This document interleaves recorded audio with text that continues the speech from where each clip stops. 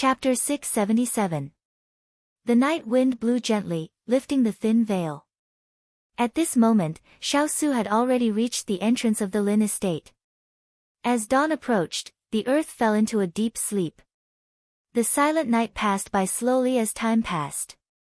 When the sun shone on the bed, Chu Qingyan, who was asleep, felt warm all over. She couldn't help but turn over, and her fingertips accidentally touched something soft. She gradually opened her eyes and met a pair of dark eyes. While she was still in a daze, a soft tongue licked her cheek. It was wet. Chu Qingyan, who woke up from her sleep, remembered that she had taken in a few white dumplings last night. She couldn't help but smile and greet them. "Good morning, little dumplings." The three in front of her laughed even more happily and bounced on the bed. Chu Qingyan suddenly felt that today would be very wonderful.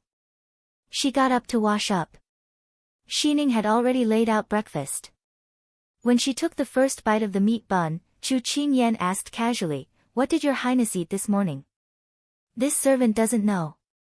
The kitchen sent someone to bring breakfast here early in the morning." Xining shook her head. Chu Qingyan was stunned.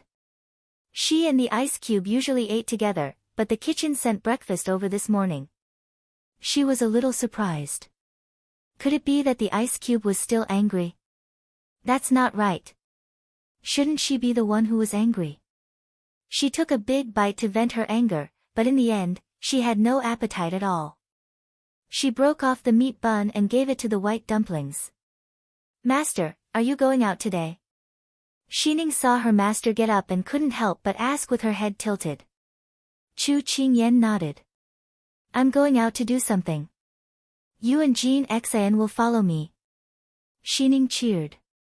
She had just arrived in Jiangnan a few days ago and hadn't gone out yet. She was full of curiosity about this place. It was great that her master was going out today. Chu Qingyan saw through her thoughts, but she couldn't help teasing her. "Are you happy because you can go out with me, or because you can go out with Jean Xan?" "Master, you're making fun of this servant again." Xining turned her head and snorted. Chu Qingyan couldn't help laughing. Chu Qingyan paused for a moment as she walked out of the courtyard. She had forgotten to tell Big Ice Cube about her bet with Hua Xiu last night. However, she was not in the mood to report to him about the situation last night. Now she was hesitating whether she should go over and tell him, but she still remembered how cold he was to her last night, so she decided to leave him alone for a day. At this moment, Turin walked over. When he saw her gaze, he thought that she was going to look for his master. He stepped forward and bowed, then said, "Little master, master is not in the manor today." "Not here." "Where did he go?" Chu Qingyan was just about to leave when she heard this news. She couldn't help but retract her foot, feeling a little confused. After coming to Jiangnan for so long, Big Ice Cube had only taken her out for a stroll. He had basically stayed in the study and rarely went out. Why did he suddenly leave the residence? And it was still so early. Could it be that he had something urgent to attend to? Turin's face also showed a trace of confusion. "Master went out in the middle of the night last night and hasn't returned yet. This subordinate also doesn't know where master went. But Hualing is by master's side, so you don't have to worry." It seemed that Big Ice Cube had made up his mind on the spur of the moment. Otherwise, as a hidden guard, how could Turin not know his whereabouts? But Turin's last sentence made Chu Qingyan feel a little unnatural. "I'm not worried at all. I'm very relieved." After saying this, she felt that she had overreacted. She raised her head and saw that Turin also had a slightly surprised expression. Chu Qingyan coughed lowly and immediately changed the topic. "Then, I also need to go out. If you have something to do, go ahead and do it." As soon as she finished speaking, she took Xining and Jinxin and strode out the door. Turin looked at her departing figure and couldn't help rubbing his chin. Last night, master was a little strange. Today, the little princess's words and actions were also a little strange. At this time, in the Lin residence, two figures faced each other in silence. The tea placed in front of them was changed every once in a while. Lin Fengyi picked up the teacup again and lifted the lid. Steam filled his eyes. He pinched the lid and gently stirred the floating tea leaves. The dark green color of the tea deepened little by little. Then, he held the lid and leisurely took a sip. This was already the 12th time that a new tea had been brewed. Lin Fengyi didn't immediately put down the teacup after drinking. Instead, he turned his gaze to the person in front of him. I've been sitting here with you for an entire night. The sky is already bright. Don't tell me you really want to come over and play 6 people with me. Even if the table in my residence catches your eye, just say the word and I'll send someone to deliver it to your residence. You don't have to keep an eye on it. His tone carried a hint of ridicule and inquiry. When he received the news that his good friend was visiting last night, he was very surprised. Looking at the time, it was already close to the middle of the night. His good friend usually wouldn't suddenly visit him in the middle of the night unless there was an extremely important matter that needed to be discussed. So he didn't have time to think too much before he got up and dressed to see him. But to Lin Fengyi's surprise, after sitting with his good friend for an entire night, he leaned against the back of the chair and stared blankly at the table for the entire night without saying anything. He originally thought that he had encountered something that was difficult to talk about and quietly waited for him to speak. But who would have thought that he would wait for the next day? Even though he was very composed, he couldn't sit still and couldn't help but ask. What could possibly disturb the extremely intelligent Xiaosu? He was very curious. As though he was disturbed by his good friend's question, Xiaosu slowly took back the hand that was supporting his forehead. Ripples slowly formed in his calm eyes. There were thousands of emotions hidden in his eyes, but they seemed to be separated by a veil that people could not see through. Fengyi, do you have a woman you like? When the words were said, the cup in Lin Fengyi's hand almost fell to the ground. He raised his head in fright. He couldn't imagine that such a question would come from his cold good friend's mouth, and in such a serious tone. But his good friend still looked at him with a very sincere expression, waiting for him to answer. Lin Fengyi felt that his good manners couldn't be maintained at this time. He put down the cup to prevent the cup from being ruined. He wiped the water off his hands as he asked, "Why are you suddenly asking this? Don't tell me you have someone you like." "No, don't you like your little Wang Fei? Do you have someone else in your heart? But this doesn't seem like something you would do." Lin Fengyi, who usually spoke succinctly, couldn't help but ask a long question because of his good friend's sudden question. "Answer my question first." Xiaosu still persisted with his previous question. Hearing this, Lin Fengyi couldn't help but laugh lowly and shake his head. "Do you think I look like someone who likes a woman?" Xiaosu raised his head. His good friend had been promoted in recent years and devoted himself to work. He really didn't have the time and energy to meet a woman. Also, while he appeared warm on the surface, he was colder than him on the inside. "It seems that I asked the wrong person." Xiaosu prepared to stand when he finished speaking. "Wait, don't jump to conclusions. Maybe I haven't eaten pork, but I have seen pigs run." Lin Fengyi's lips curled into a smile. Chapter 678. Chu Qingyan led Xining and Jin Xian out of the bank and walked towards Hibiscus Pavilion. After walking for a while, she heard someone calling her name. She turned around and saw Higashio Motetsu and his servants standing not far away. What a coincidence! Why are you here? Chu Qingyan went up to greet him and asked with some surprise. "I knew you would come, so I specially waited here." Higashio Motetsu didn't argue and directly explained the reason. Because he knew that even though Qingyan had forgiven him, it didn't mean that she didn't suspect him. He might as well be honest with her. Chu Qingyan couldn't help but laugh when she heard this. "You're honest. Let's go, I haven't eaten breakfast yet. Let's find a place to eat together. It's better than being stared at here." Higashio Motetsu pointed out as he looked around. On the street, there were 2 handsome men with such outstanding appearances and different temperaments. Moreover, the servants beside them were more handsome than the young boys and girls of small families. How could they not attract attention? So in a short while, they attracted countless gazes. Chu Qingyan also felt that these gazes were indeed dazzling, so she nodded in agreement. The group of people found a kanji shop near Hibiscus Pavilion and sat down. Chu Qingyan had already eaten breakfast, but because she was angry with Xiao Su, she didn't eat much. Now that the Jiangnan specialty kanji was served, her appetite was easily aroused and she also picked up the spoon to taste it. You really plan to do business? Even though he already got the answer last night, Higashio Motetsu was still a bit doubtful. Didn't you see that I already made a bet with someone? If I lose, won't I lose face? Chu Qingyan glanced at him. Higashio Motetsu shrugged, but do you really think you can win the bet? Chu Qingyan rolled her eyes. I haven't even started on the battlefield yet, and you're already pouring cold water on me. Don't you feel embarrassed? Higashio Motetsu chuckled. Why don't you see for yourself? He pointed to the side of her body. Chu Qingyan looked in the direction of his finger. Opposite them was Hibiscus Pavilion.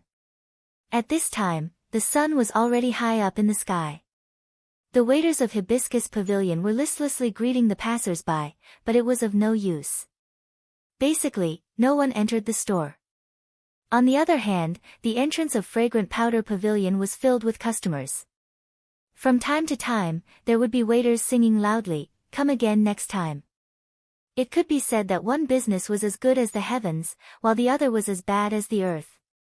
After realizing the truth, Chu Qingyan's mouth twitched.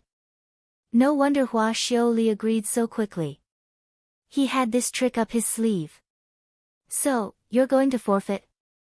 Higashio Motetsu fanned him from the side. Chu Qingyan glared at him. Is retreating without a fight my style? Hurry up and eat. After eating, we'll go take a look at the scene. Higashio Motetsu shrugged. A moment later, they were already standing at the entrance of Hibiscus Pavilion. However, the waiters in the store glanced at them and quickly lowered their heads to doze off. Chu Qingyan raised her eyebrows. Could it be that just because they were dressed as men, they wouldn't treat customers?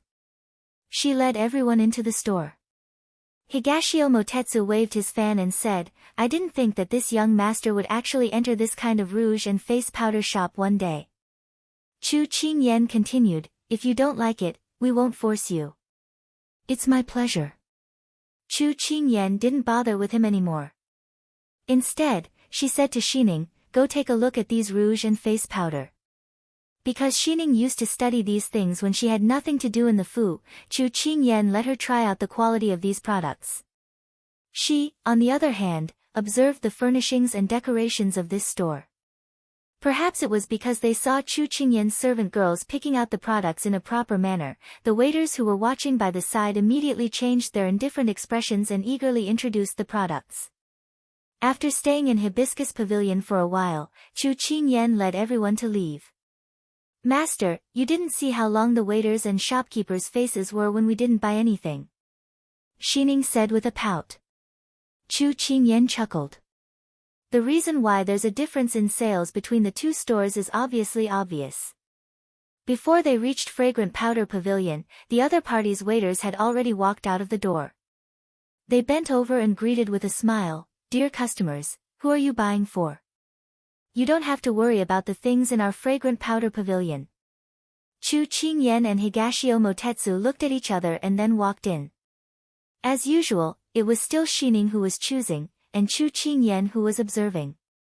Although Chu Qingyan and Higashio Motetsu didn't touch the rouge and face powder, the waiters of Fragrant Powder Pavilion didn't neglect them. On the contrary, they were very enthusiastic in receiving them.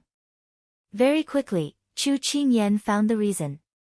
After a while, she paid for the rouge that Xining chose and left the store. At this time, Hua Xiao, who had appeared out of nowhere, walked in front of them. What did you get on the first day? Hua Xiao spoke casually, but it was hard to hide the anticipation in her tone. Chu Qingyan crossed her arms and looked at her.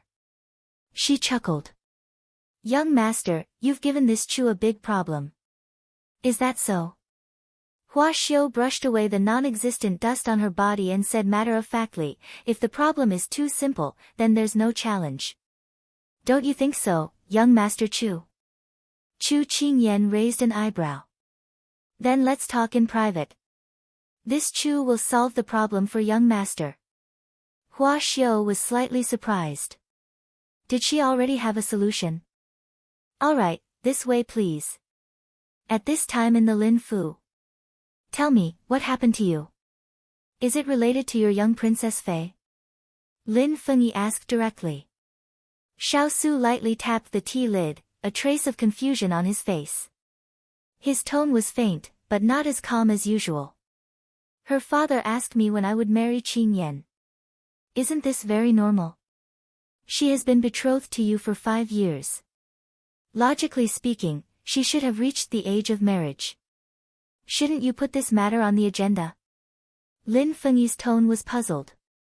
His hand paused and he sighed slightly. Actually, I've never considered this matter. You don't want to be responsible for her? Lin Fengyi was shocked. No, I want to keep Qing Yan by my side, but I've never thought about this relationship. Towards his good friend's shock, he felt his scalp tighten. What do you mean? Lin Fengyi frowned, not understanding the meaning of his words. I'm already used to Qing Yan's company, but I've never considered marriage. It's not because I don't want to be responsible, but because I've always treated her as a child. Now that she's grown up, I don't know what kind of status or attitude I should use to treat her. A trace of confusion appeared in his eyes. This was probably the first time Xiao Su had expressed his thoughts so straightforwardly. So you asked me if I had a woman I liked just now to help you determine your feelings for Qing Yan? Lin Fengyi felt it was very inconceivable. And, I wanted to see if you had any experience, but you didn't. His tone was calm, but it could not hide the disdain. Lin Fengyi raised an eyebrow and said simply and directly, in short, it's just one sentence. Do you like your young Princess Fei? Chapter 679. In short, it's just one question. Do you like your little Princess Consort? These words were like an arrow that had left the bow, hitting the heart. Xiao Su instantly froze, his expression drifting. He didn't even realize that the tea in his hand had almost spilled out. Seeing his good friend's reaction, Lin Fengyi felt relieved. He had wanted to remind him tactfully, but it was him who had despised him just now. Seeing your reaction, I already know the answer. Lin Fengyi looked at the teacup in his hand and smiled. His tone was full of mockery. Xiao Su finally realized his gaffe. He put the teacup back on the table and wiped the tea stains on his clothes. His fingers were still stiff. How would you know the answer to something that even I don't know? Lin Fengyi raised his eyebrows. Let me ask you. Do you want to keep Qing Yan by your side forever and can't bear for her to leave? Xiao Su curled his fingers and remained silent. Second question. If someone else appears by your side one day, will you still be able to sit still? His expression turned slightly cold. How could there be someone other than him by her side? Last question. Are you willing to go through thick and thin with her? He felt that he should leave the sweetness to her and taste the bitterness himself. It seemed that the answer had already appeared. Lin Fengyi asked 3 questions in a row and carefully observed his good friend's expression. Then he said, it's so obvious. Why can't you see it clearly? Xiao Su pursed his lips, his expression tense. He was silent for a moment and then slowly said, maybe I'm not used to the sudden change in my identity. Lin Fengyi shook his head and laughed. He was still digesting the shock that this matter brought to him. I always thought that you would never touch love. I didn't expect that you would make me see you in a different light today. I also didn't expect that I would become like this one day. Xiao Su sighed. No, I think it's good that you're like this. You're like a god standing in the clouds who has finally walked down the altar and touched the mortal world. Lin Fengyi said with a relaxed expression, I still remember that among the 3 of us, I was always worried that you would still be alone when you were old. I didn't expect that you would become enlightened earlier than I expected. Are you praising me? After thinking it through, Xiao Su seemed to have unloaded a heavy burden from his body. His expression also relaxed, and now he was in the mood to joke with him. Lin Fengyi smiled brightly. Isn't that the case? Who would have thought that ice could be warmed? It seemed like nothing was absolute in this world. It all depended on whether one met the right person or not. Just like Ling Feng, he passed by thousands of flowers, but not a single leaf touched him. Now that he has 3 children, the world is unpredictable. Cherish what you have and let yourself live freely. That is the most important thing. It's rare for you to be so emotional today. Xiao Su picked up the new cup of tea and took a sip.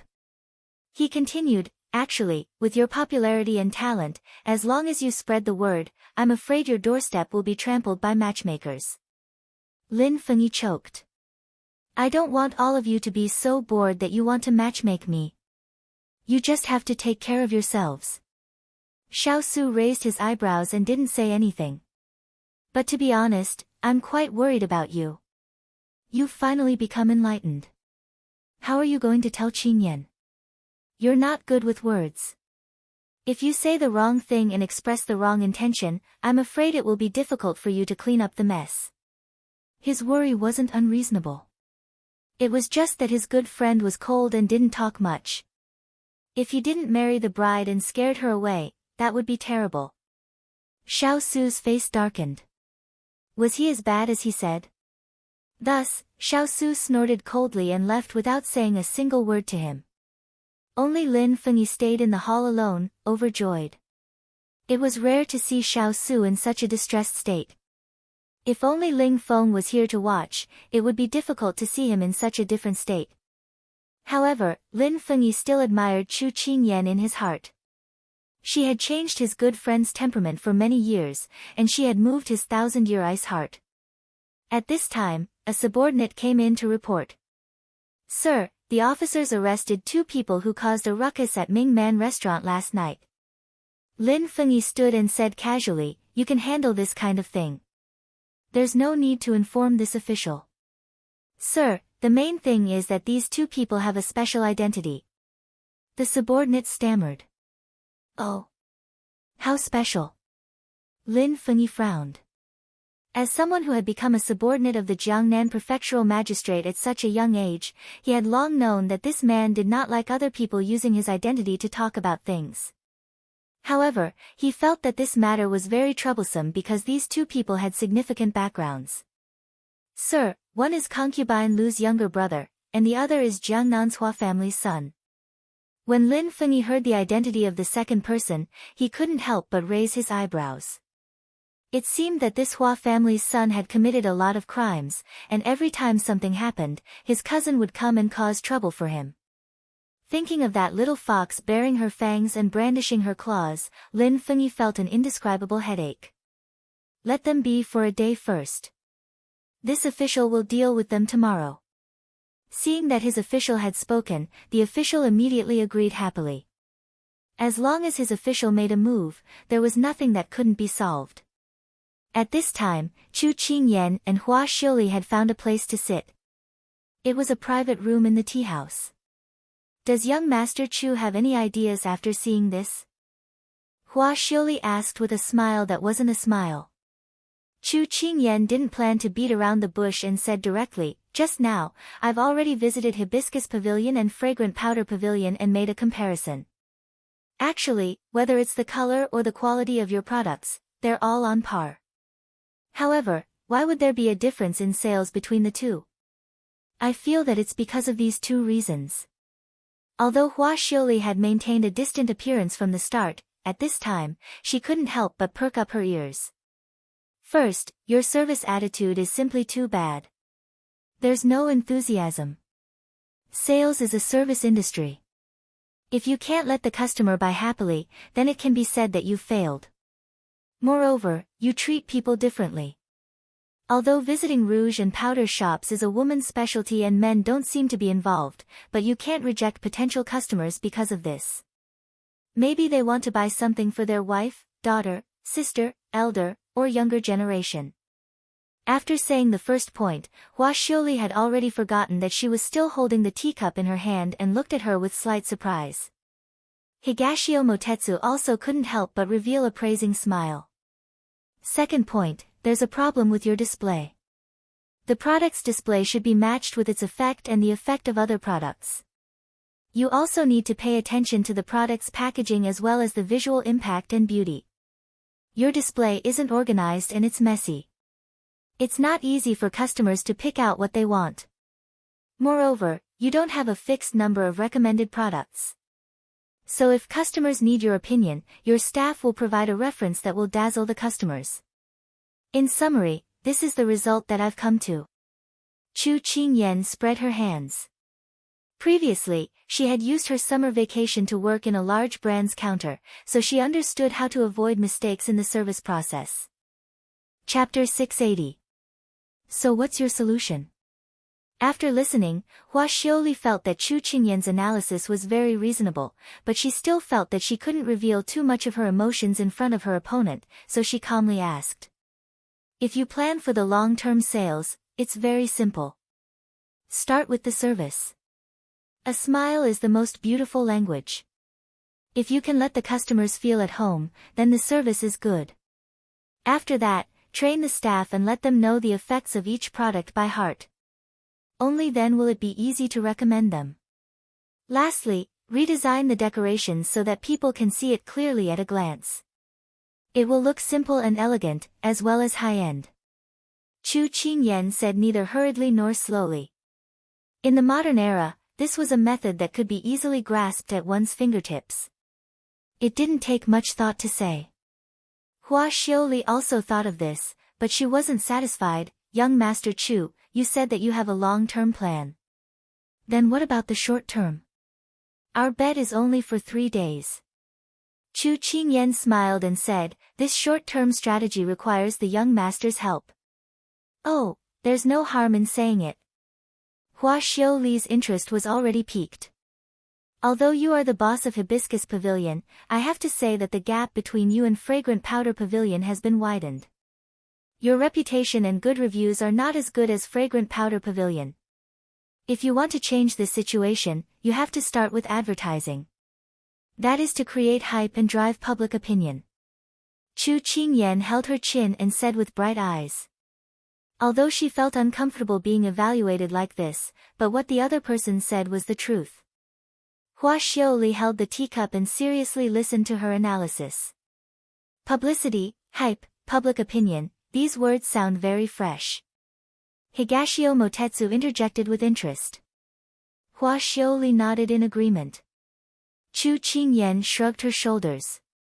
These words were not unfamiliar in the modern era. She continued, there are 2 methods. The first is to find a famous lady who has authority in the eyes of Jiangnan women. If her usual dressing can make others scramble to imitate her, that would be the best. As soon as Chu Qingyan finished speaking, Hua Xiu's eyes widened. You mean you want her to use our product and then help promote it? That's right. Chu Qingyan nodded. This is using the celebrity effect and the herd mentality of people. If this socialite can promote it in her social circle, it will spread like wildfire. Soon, many people will know about Hibiscus Pavilion. What you need to do at this time is to do 2 or 3 recommendation series according to the season. Hua Xiuli couldn't help but applaud, your method is not bad. I happen to know a few girls who meet your requirements. The first method is not difficult. Chu Qingyan smiled. Okay, we've approved the first proposal. The second proposal was inspired by my visit to your store today. I'd like to hear the details. Hua Xiuli personally poured a cup of tea for Chu Qingyan and then said expectantly. Chu Qingyan took the teacup and took a sip to moisten her throat. Then, she continued, I realized that we can actually look further. We don't necessarily think that the main customers are women. We should expand the consumer group. Some women can't go out and will ask their husbands, sons, or brothers to buy for them. So, if we can invite a famous couple to help and let the husband buy products for the wife, then we can do the same. This method has a few advantages. First, the man will feel that he won't lose face if he buys products for his wife and daughter. On the contrary, he will gain a reputation of caring for his family. Second, the woman will feel that her husband is considerate and will feel proud. If some women hear others showing off, they will also have the heart to compare with others and thus urge the men around them to buy. As soon as she finished speaking, Chu Qingyan received a few glowing eyes. She coughed a few times. What do you think? I didn't expect you to have such a talent for business. Higashio Motetsu retracted his folding fan. Although his face was full of disdain, the words that came out of his mouth already had a hint of approval. The little girl's performance today was simply beyond his expectations. He originally thought that she was just playing around, but he didn't expect that she really had the ability in this aspect. Higashio Motetsu thought that there was something about this little girl that he didn't know. Hua Xiaoli could no longer remain calm. Her nature was instantly exposed. Well said. My father just happens to know a couple that fits your requirements. When the time comes, we can just ask him to help us pull some strings. Then, do I need to do anything else? Yes, you have launched a series of discounts. The price will be discounted for men. Although the discount will reduce the profits, once the reputation is established, you won't have to worry about not having customers. Small profits but quick turnover. Chu Qingyan touched her chin and said with a smile. Okay, I'll go arrange it now. Hua Xiaoli couldn't sit still anymore. She immediately stood up and looked at Chu Qingyan with eyes full of fighting spirit. Young Master Chu, let's go together. I still need you to help me design a plan for Chenlai. I'm very honored by this invitation. Chu Qingyan also stood up with a smile. I'm also very honored. Their gazes met in midair. Suddenly, there was a feeling of regret that they hadn't met earlier. Higashio Motetsu, who was standing at the side, raised his eyebrows and didn't say anything. Xiao Su, who had left the Lin mansion, quickly returned to the bank. What is Qingyan doing?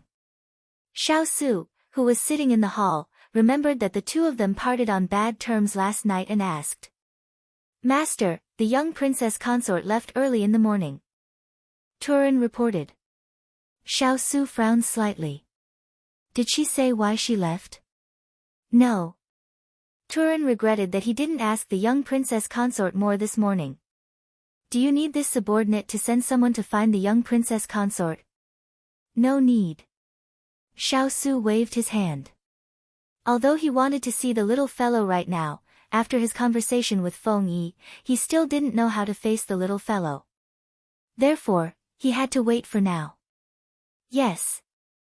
Turin felt that his master's mood was a bit strange today. He couldn't help but ask Huoling with his eyes. As for Huoling, he replied with a shrug. Last night, his master suddenly wanted to look for official Lin and he was sent away by his master. He didn't know what his master said to official Lin, but he felt that after his master left the Lin manor, his entire aura changed. He wasn't as cold as when he was in the bank. By the way, Master, the last time I sent someone to secretly investigate what Miss Yang did in the inn, I have found the whereabouts. The secret letter is here, but I haven't had the time to open it yet. After saying that, Tu Ling took out the letter from his bosom and walked forward to hand it to his master. Xiao Su didn't think that he would receive news of this at this time. He remembered the beautiful dream in his memory. He couldn't help but pause for a moment. Then, he didn't hesitate to take the letter. Chapter 681. When Chu Qingyan's group and Hua Xiaoli returned to Hibiscus Pavilion, the attendants who came out to greet them were shocked. Hua Xiaoli looked at her attendants and understood. Usually, when she came, these people would be very enthusiastic, so she never thought that the reason for the poor sales was because of the service.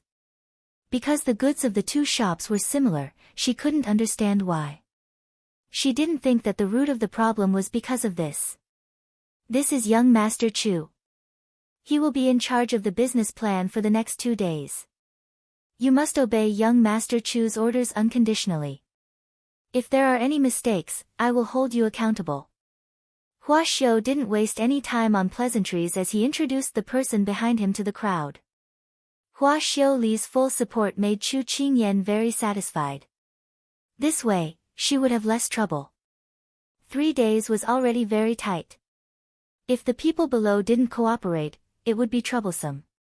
Greetings, young Master Chu. Everyone immediately bowed. Chu Qingyan raised her hand.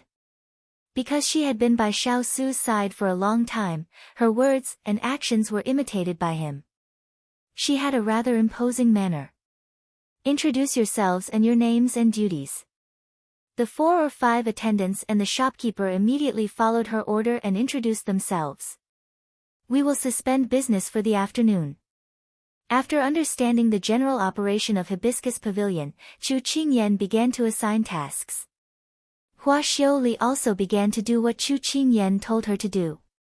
Thus, the two divided the work. Higashio Motetsu, who was leisurely at the side, was also grabbed by her to be a strong man. First, Chu Qingyan gave the whole group a simple training in etiquette such as smiling and standing. Then, she began to redecorate the entire shop. He was busy for an entire day. When it was close to evening, Hua Xiuli, who went out, returned. She saw the brand new shop, the low-key luxurious layout, and the simple but generous display. Her eyes lit up. Wonderful, young Master Chu has good taste. Chu Qingyan wiped the sweat off her forehead. It felt good to be acknowledged. She said modestly, young master, you're exaggerating. Time is tight, so I can only decorate it so simply. If there's a chance next time, I'll redesign it for you. Hearing Chu Qingyan's words, Hua Xiuli was very happy. She waved her hand and said, okay, it's getting late. I'll treat you to a meal. After saying that, she took the lead and walked in front. Chu Qingyan was a little hesitant. It was getting late. She had left the bank for so long. If Big Ice Cube came back and couldn't find her, he would probably be scolded again. Higashio Motetsu seemed to know what she was thinking, and an unfathomable look flashed across his eyes. He reached out and put his hand on her shoulder, and said with a raised voice, "What's wrong? Are you worried that His Highness will check on you? You didn't come out to play, so why are you so concerned about his feelings? Are you afraid of him?" Chu Qingyan was provoked by him and couldn't help but glare at him, who said, "I'm afraid of him. It's just a meal. What's the big deal?" After saying that, Chu Qingyan shook off his hand and quickly followed Hua Xiuli in front. Higashio Motetsu retracted his hand and placed it on the folding fan. The curve of his lips flattened, and then under the urging of the people in front, it rose again and he slowly followed. Hua Xiuli led everyone into a lively restaurant. "Yo, young Master Hua, how come you have time to come here today? You even brought a friend. Come, I'll arrange a first-class private room for you. What do you think?" The waiter came up to them with a warm smile on his face. Bring one of your restaurant's signature dishes, and a pot of 10-year-old new hong." Hua Xiuli ordered the dishes with great familiarity, and then led everyone into the private room. It was worthy of being one of the best restaurants in Jiangnan. The downstairs was extraordinarily lively, and the smell of the food was enough to arouse one's appetite. However, the upstairs was quiet and elegant, and the decorations were pleasing to the eye. Chu Qingyan's gaze retracted from a landscape painting, and then fell on the person in front of her. "Young master, I didn't expect you to have the courage to manage the business well at such a young age." Chu Qingyan praised from the bottom of her heart. Although she had only interacted with Hua Xiuli a few times, from the rumors and the two's interactions, she couldn't help but admire him. Hua Xiuli laughed, "Young Master Chu, you don't have to call me young master. It sounds distant. You can just call me Xiuli, and I'll call you Chu Yen. Then it would be impolite to refuse. I also feel that it's more intimate to call each other by name." Chu Qingyan nodded. "Actually, I've been by my father's side since I was young. Whether it was discussing business or inspecting the business, my father and I never left each other's side, so I was influenced by him. In addition, My father often taught me some business skills, so I know a little more than my peers. However, you're not bad either. Your eyes are sharp, and you were able to see the problems in my shop at a glance. Moreover, the solution was simple and direct. I'm impressed. Since she had already seen the other's ability, Hua Xiaoli didn't hide his words. Xiaoli, you don't have to be so polite. I'm just a greenhorn, and this is my first time doing business. There are definitely many areas where I'm lacking, so I'll have to trouble you to support me. Chu Qingyan waved her hand and said modestly. Hua Xiaoli didn't stand on ceremony with her. After a few words of greeting, he went straight to the point. I've already instructed people. The promotion will start tonight. Who knows, it might be effective tomorrow morning.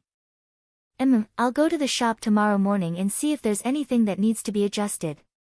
Chu Qingyan's tone also returned to normal. Then, the two of them went on to confirm the details of the plan in detail. When all the dishes were served, Higashio Motetsu couldn't stand it anymore and protested, "You two can stop. Eat first. After a busy day, I'm almost starving to death." Hua Xiaoli sighed in relief. "Come, let's eat. We can talk after the meal." As soon as he finished speaking, a man dressed as a manservant hurried in. "Young master, something happened. Master wants you to go back quickly." Hua Xiaoli couldn't help but frown. At this time, Chu Qingyan said considerately, "The matters in the mansion are more important. You should go back first. We can eat together anytime. There's no rush." Hearing this, Hua Xiaoli put down his chopsticks and said apologetically to the two of them, "Then I'll go back first. Tell the waiter what you want to eat. Put it on my tab." After saying that, he left. The table was full of dishes. The color and luster were enticing, and the aroma overflowed. It made people's mouths twitch. Xining and Jin Xian had already been arranged by Hua Xiaoli to eat outside. Chu Qingyan gave up the idea of asking them to come in and eat together. Just as she was about to raise her chopsticks, a wine cup suddenly appeared in front of her. She followed the slender fingers that had yet to be retracted and met a pair of devilish phoenix eyes. "You seem to be in a bad mood today. Drink some wine to cheer you up." Chapter 682. Who says I'm in a bad mood? My ability has been affirmed, and I'm happy. Chu Qingyan glanced at him, then picked up some food with her chopsticks and stuffed it into her mouth to express her dissatisfaction with his words. Higashio Motetsu surrendered. "Fine, fine, fine, you're so stubborn, I don't care. Come, I'll treat you to a drink."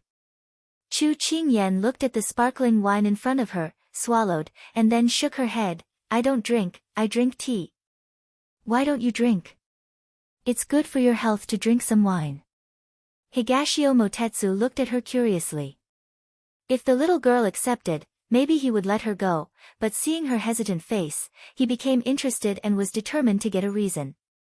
Chu Qingyan rubbed her nose and said, "Actually, I really want to drink it.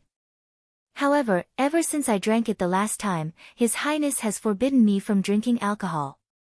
So please don't make things difficult for me. I will use tea in place of wine." Hearing that it was Xiaosu's idea, Higashio Motetsu put down his chopsticks and coldly snorted, "Qingyan, you're already 15 years old, not 5 years old. Why do you have to listen to Xiaosu's orders? You have to remember, you're a free person, not his subordinate, not his puppet. You don't need to listen to his orders, otherwise, I'll look down on you." Chu Qingyan saw that he was so serious, and her heart was in a dilemma. "Dongting, and it's just a cup of wine, you don't have to act like you're going to die on the battlefield.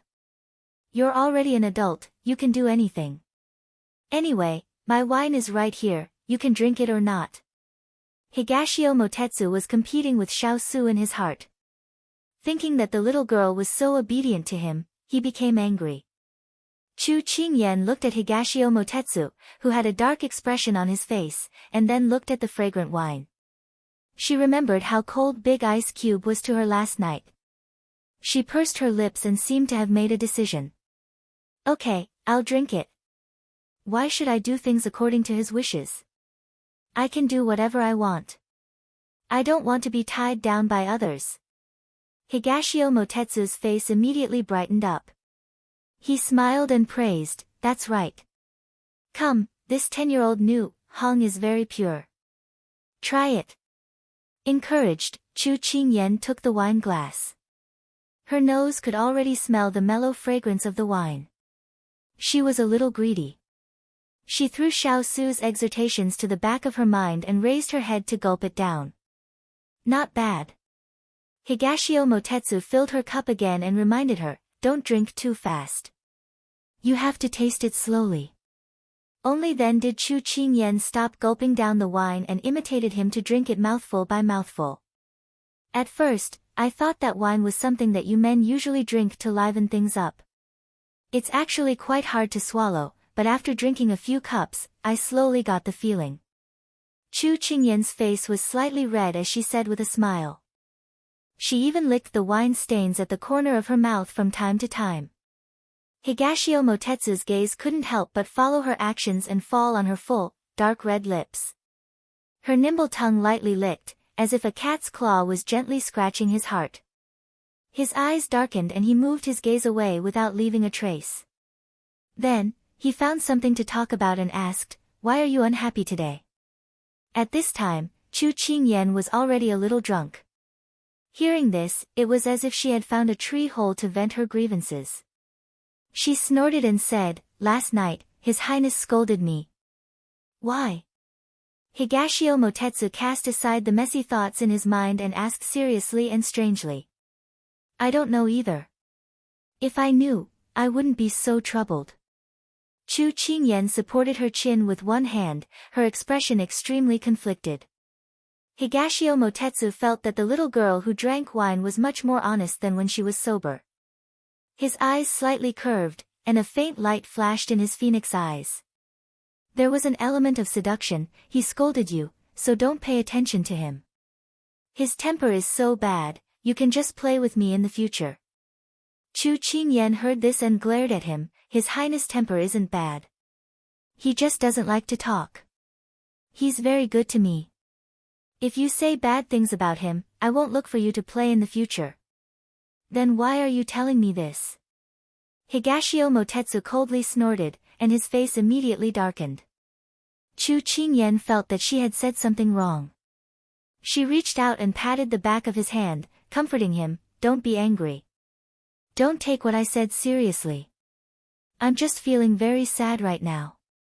After Higashio Motetsu spoke, he regretted arguing with the little girl. When he saw her comforting him like she was coaxing a child, he felt even more embarrassed. He coughed and caught the words in her words and asked, what are you sad about? These words seemed to poke at Chu Qingyan's heart. She withdrew her hand, her expression blank and sad. Previously, when I was in Big Ice Cube's study, I heard him say that he would treat me like a younger sister. My heart felt very sad, but I don't know why I feel sad. Dongting, do you know? She was like a lost deer that had seen the only lighthouse, her eyes full of hope. But Higashio Motetsu felt that the light in those beautiful eyes was very dazzling. Although the little girl spoke very vaguely, he knew the reason behind it. He lowered his head, stirring the thick soup in the bowl, and asked in a flat tone, then what do you want Xiao Su to treat you as so that you won't feel sad? Chu Qingyan's expression was confused when she heard this. I don't know. Higashio Motetsu raised his hand and gently knocked on her forehead. If you don't know, then don't think about it. You're stupid enough. If you continue to think about it, it'll be even more hurtful.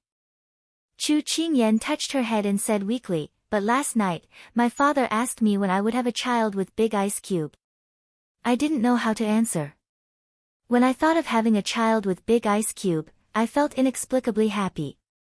But when I thought of him treating me like a younger sister, I felt sad. Dongting, tell me, what's wrong with me? Because Yen Luo and the others were not by her side, and Xining was still young, she felt that she had no one to talk to. At this time, she could only ask him for help. In the face of Chu Qingyan's sincere inquiry, Higashio Motetsu felt a little irritated. The answer was obvious. The little girl in front of him had her first awakening of love. She liked the cold stone Xiaosu. This answer made him very unhappy. He narrowed his eyes and looked at Chu Qingyan, who was blushing. He suddenly had an idea. He couldn't let the little girl fall in love with Xiaosu. The Sichuan royal family was fighting fiercely, both openly and covertly. How could Xiaosu give her happiness? He couldn't watch her fall into the fire pit. Qingyan, I know the reason. What? Chu Qingyan's eyes lit up slightly. Because you only have Xiaosu by your side for so many years. It's like a toy that has been occupied for a long time. If one day, someone wants to take away your toy, you'll feel sad and reluctant. So the answer is very simple. You don't like this toy very much. It's just that you're used to his company and don't allow others to covet it. The same principle applies to Xiaosu. If one day, someone takes your place, he'll get used to it and treat her as well as he treats you. Do you understand? Chapter 683. Higashio Motetsu's words caused Chu Qingyan to become completely silent. Right now, her brain seemed to be filled with paste and it was hard for her to think. She tried hard to digest his words, but her brain was stuck. Her eyes were slightly red as she pursed her lips. When she completely understood the meaning of his words, Chu Qingyan suddenly stood up. Her hands were on the table as she glared fiercely at the person in front of her. I don't believe it. Her reaction was within his expectations, but it caused small flames to appear in his eyes. He took a deep breath and then leaned against the table. His posture was very lazy as a faint mocking expression floated onto his face. You think I'm lying to you? Little Yatu, don't be silly. People who walk in the center of power, do you think they have feelings? They only have benefits in their eyes.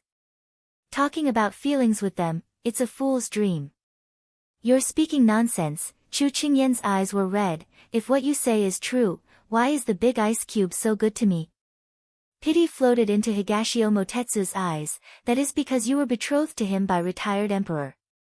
At the time, he was in the limelight and many important officials wanted to have a marriage alliance with him. Sichuan emperor had already detected this and wanted to destroy his power. And your appearance coincidentally helped Xiaosu divert Sichuan emperor's attention away from him. Because a Wang Fei with a weak foundation is enough to keep him in check and make him unable to take advantage of her. So he is good to you, but it is just to deceive others. Besides, for a person who has been boring his whole life, to suddenly have such a fun pet that is wholeheartedly devoted to him, any normal person would have the desire to tease it. Chu Qingyan shook her head. But why did what he said sound so reasonable? If there is a day when he doesn't need you, you will be abandoned by him. Although these words were cruel, Higashio Motetsu ignored the compassion in his heart. He looked into her eyes and said word by word. Chu Qingyan stood rooted to the ground as she stared blankly at him. When she finally understood what he was saying, she slowly gripped her sleeves and pleaded, Dong Ting, don't say any more. Higashio Motetsu nodded slightly and did not continue. He knew that this was enough. Let's eat. Chu Qingyan sat down again as if nothing had happened. She picked up her chopsticks and tasted every dish carefully.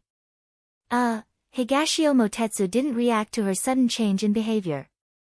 He frowned slightly as he looked at the person in front of him who was eating without a care in the world. He suddenly couldn't figure out what she was thinking at the moment. Little girl, are you all right now? After hesitating for a moment, he still asked. Very good, I'm just very hungry. She took a bite of the chicken wing and felt that it tasted pretty good. She even recommended the person in front of her to try it. Higashio Motetsu was half convinced and half doubtful. But seeing that her face was fine and she didn't mention Xiaosu again, it seemed like she had heard it and was just turning her grief and anger into appetite. So he didn't think about it anymore and accompanied her to eat. Dong Ting, this wine is really good. Call another pot. Anyway, the bill is hanging in our sleeves. It's a waste not to eat. Chu Qingyan laughed mischievously. Higashio Motetsu saw her drinking cup after cup and wanted to stop her.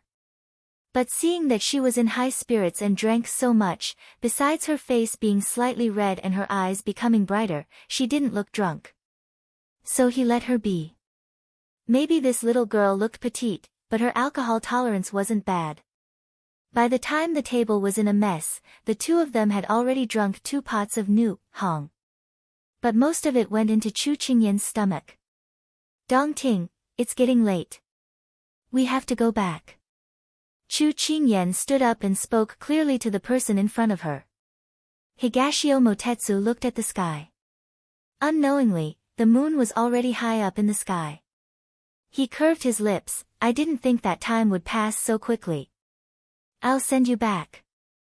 No need, I'm not a child. Moreover, Xining and Jin Xian are outside. You should go back and rest early. We still have a fierce battle to fight tomorrow. Chu Qingyan said in a relaxed and mischievous tone. This fierce battle should be referring to the Hibiscus Pavilion sales tomorrow. Hearing her say, we, Higashio Motetsu's depressed mood was swept away. Alright, be careful on the road. The group separated at the entrance of the restaurant. Hearing that their master drank a lot of wine tonight, Xining and Jin Xian looked at each other with worry. Because His Highness had already instructed them, but they didn't expect that their master would drink so much. When they went back, they might be punished by His Highness. Chu Qingyan felt that the two people beside her were very depressed. She couldn't help but glance at them. Why do the two of you look so worried? Master, His Highness said that you can't drink. Xining said in a muffled voice. Chu Qingyan couldn't help but smile. Don't worry, I'm not drunk. Is that so? Master, you're going in the wrong direction again. Xining and Jin Xian finally believed that in this world, there was a kind of person who could talk seriously when drunk. The group of people returned to the bank. Chu Qingyan walked straight to Xiao Su's courtyard. Master, you're going in the wrong direction. This is your courtyard. Xining quickly grabbed her hand and pointed to the right. Chu Qingyan smiled and pushed her hand away. Xining, I won't go back to my room first. I need to find the big ice cube for something. But you drank, you can't hide it from His Highness. If there's anything, we can go tomorrow, okay? Xining remembered how seriously His Highness had told them about the ban on alcohol. Now that she thought about it, she panicked. If her master went and His Highness punished her, wouldn't her master be punished? Her heart was with her master, so she couldn't allow that to happen. But her master in front of her had already made up her mind. Xining, what are you afraid of? Even if the big ice cube is angry, he can't do anything to me. You and Jin Xian should go back. Don't follow me, otherwise I'll get angry. The threatened Xining could only watch as her master abandoned her and Jin Xian and walked into the abyss without any hesitation. Master, take care. Xining will be here praying for you. Jin Xian looked at her strange face and couldn't help shaking his head. At this time, Chu Qingyan left Xining and Jin Xian and the bright smile on her face was swallowed by the night. She expressionlessly walked towards Xiao Su's courtyard. She had suppressed her anger for the entire night. She was full of questions and wanted to find him and ask him clearly. She clearly knew that this was not the right time to question him, but after drinking, her actions were out of her control. She only had one thought in her mind. Go ask him clearly. When she stepped into the courtyard, there was a person sitting in the courtyard, who seemed to be admiring the moon. Chu Qingyan's heart became even angrier. She was jumping around by herself, but he still had the leisure to admire the moon. Xiao Su heard the noise and looked up. He saw the person standing under the moon, the little fellow who looked like she wanted to bite him. Chapter 684. He had waited for her all night, but she didn't come back. In the past, she would always tell him where she went, but now she had learned to make her own decisions. Xiao Su's heart was filled with anger. But when she stood there and looked at him with all her attention, Xiao Su felt that the little flame was extinguished by her. He held his forehead. Since when did he lose control of his emotions? Sometimes, his emotions would be affected by the little fellow. Qing Yan, what are you standing there for? Come here. Seeing her staring at him, Xiao Su couldn't help but speak up. They hadn't seen each other for an entire day and he wanted to talk to her properly. Hearing this, Chu Qingyan's heart was filled with emotions. She crossed her arms and said in a huff, "Why do you have to tell me to come over and tell me to go over?" He didn't think that the little fellow would argue with him over such a small matter. Maybe she was still angry with him over what happened last night, so Xiao Su thought that there was no need to argue with her over such a small matter. So he obeyed her words and stood up. But when he was about to walk towards her. "Wait, don't move." Chu Qingyan suddenly raised her hand to stop him. Xiao Su was puzzled, but he still stopped and looked at her calmly. He heard her take a deep breath and then said in a muffled voice, "I'll go over." Although he didn't know why she changed her mind, he felt that this little fellow was quite cute. While he was distracted, the person not far away had already walked in front of him. "Tonight you," before he could ask, the other party had already cut him off. "Why are you so fierce to me?" She raised her head and looked at him with bright eyes filled with grievance. "When have I ever been fierce to you?" Xiao Su was a little stunned by her question, especially when he saw her eyes. His tone couldn't help but soften. Chu Qingyan's eyes widened. This person wouldn't go back on his words, right? She couldn't help but stomp her feet in anger. "Last night. In your room, you were fierce to me." Xiao Su sighed. Sure enough, she was still brooding over what happened last night. "My tone last night was wrong. I apologize, please don't take it to heart." Sensing her unhappiness, Xiao Su bent down and said in a serious tone. Who would have thought that the dignified prince, the brave and invincible king of England in the hearts of the people, would stand in the corner of a small town in Jiangnan on this cool night and sincerely apologize to a little girl? Perhaps there was nothing wrong with his tone, but Chu Qingyan pursed her lips and let him off for now. However, she still wanted to know the reason. "I accept your apology, but I want to know why you scolded me. I'm the victim, and I have the right to know the truth." Faced with this little fellow who refused to let go, Xiao Su suddenly felt a little headache. He couldn't tell her that it was because she didn't tell him the truth that she let Higashio Motetsu join the team. Xiao Su's silence completely angered Chu Qingyan. She bit her lip and accused, "You bad person. When you want to be good to me, you're good to me, but when you want to be fierce to me, you're fierce to me. What do you take me for? Is it like what others say? I'm just your pet. When you're happy, you smooth my fur, and when you're not happy, you throw me aside." "Who said that?" Xiao Su's voice suddenly became cold and harsh. Just now there were a few crickets chirping happily, but now the courtyard was dead silent. Chu Qingyan seemed to be frightened by his words. She stared blankly for a moment, then sniffled and her expression became even sadder. "Look, you're fierce to me again." Xiao Su saw her revealing a weak and delicate expression.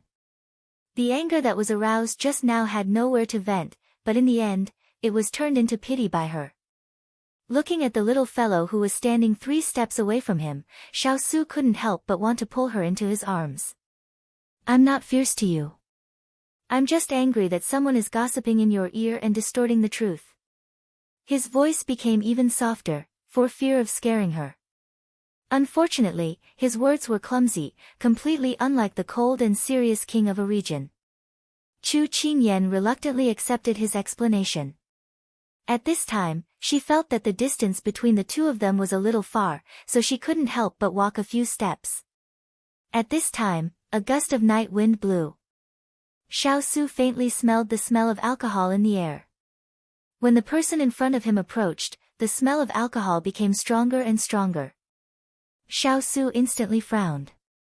Just now, because he was standing in the wind was blowing towards the little fellow, so he didn't smell it. Now the wind blew in the opposite direction again, so he noticed.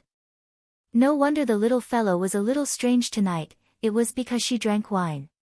But when he thought of the scene when the little fellow was drunk last time, he immediately looked at her. Seeing that her clothes were neatly on her body, he was relieved. And just at this moment, the little fellow had already come over. She raised her head, revealing her sparkling eyes, and said seriously. Big Ice Block, are you angry because I reconciled with Dongting? Xiao Su nodded and shook his head. Without waiting for him to answer, Chu Qingyan continued, I just thought about it. Last night, when you asked me if I was hiding something from you, I just remembered. In fact, I didn't mean to not tell you, but I thought you were asking about the bank. So now you're ready to tell me. Although Xiao Su felt that it was a disgrace to get information from the little fellow when she was drunk, he still couldn't help but ask. Chu Qingyan nodded without hesitation, and then said in an apologetic tone, Big Ice Block, I know that because of the Moon Palace behind Dongting, you and him are opposing each other, but so many years have passed and you two are at peace. And Dongting is the first friend I made here. He has no malice towards me, and I don't want to lose him as a friend. At the end, her voice became softer and softer, and her head slowly lowered, as if she was afraid of being denied by him. You only see him as a friend? She nodded, he's like a big brother, and has helped me a lot. Back then, when I was looking for herbs, he was the one who brought me to the Blue Manor. When you were trapped, he was also the one who told me, so I believe that he won't use me again. So Big Ice Block, I don't want to lose him as a friend. At this point, she raised her head, her eyes filled with sincerity, like a child who had taken a fancy to a toy, and wanted it but was afraid of being scolded. Her answer had already made the remaining gloominess in his heart disappear. Now that she was asking so seriously, how could he bear to refuse? He stroked her head, and said with a smile in his eyes, as long as he doesn't have any ideas about you. And she nodded happily, and threw herself into his arms. I knew Big Ice Block was the best. Is that so? Then who was the one who pointed at my nose and accused me of a crime? Xiao Su smiled. Was there? Who was it? She suddenly had amnesia. Xiao Su shook his head and couldn't help laughing. The two of them hugged quietly for a moment, and Xiao Su heard a hesitant and determined voice in his arms. Big Ice Block, I have a question that has been in my heart for a long time, can you answer it honestly? Chapter 685. Chu Qingyan's sudden question made Xiao Su slightly startled. Her careful tone made him feel a faint sense of pity. He patted her shoulder lightly and said softly, Okay, ask away. After saying that, he quietly waited for her question. But after waiting for a while, he didn't hear her voice. He couldn't help but lower his head to see if she was asleep. But just as he leaned over, the person in his arms suddenly pushed his body away and took a step back. Big Ice Cube, you should rest early. After saying that, she turned around to run away. But before she could take the first step, her wrist was grabbed. As if he was afraid of hurting her, he didn't hold it too tightly, but it wasn't easy for her to break free. Chu Qingyan lowered her head, not daring to look back at him. Why are you running? The person behind her seemed to think that her actions were very interesting and asked in a playful tone. I'm not running, I just want to go back to sleep. She replied softly, but she didn't dare to let him see the guilt in her eyes. Is that so? Xiao Su paused for a moment, then said again, seeing that you're full of energy and don't look tired, why don't you wait until we're done discussing the question you wanted to ask before going back to rest? She found it hard to ask that question. When she opened her mouth just now, she already regretted it. She was still afraid that if she didn't directly avoid the answer, the result would be the same as what she had guessed. You're not going to ask? Then I have a question to ask you. His tone was calm and didn't seem out of place. However, the moment he finished speaking, Chu Qingyan turned around abruptly. There was a voice in her heart that kept encouraging her. If she missed this opportunity, there would not be another one. She had to make good use of this opportunity and be decisive. She slowly raised her head and looked at him with a determined gaze. Big Ice Cube, let me ask you. She didn't ask when he asked her to, but when he wanted to ask her, she stole his words.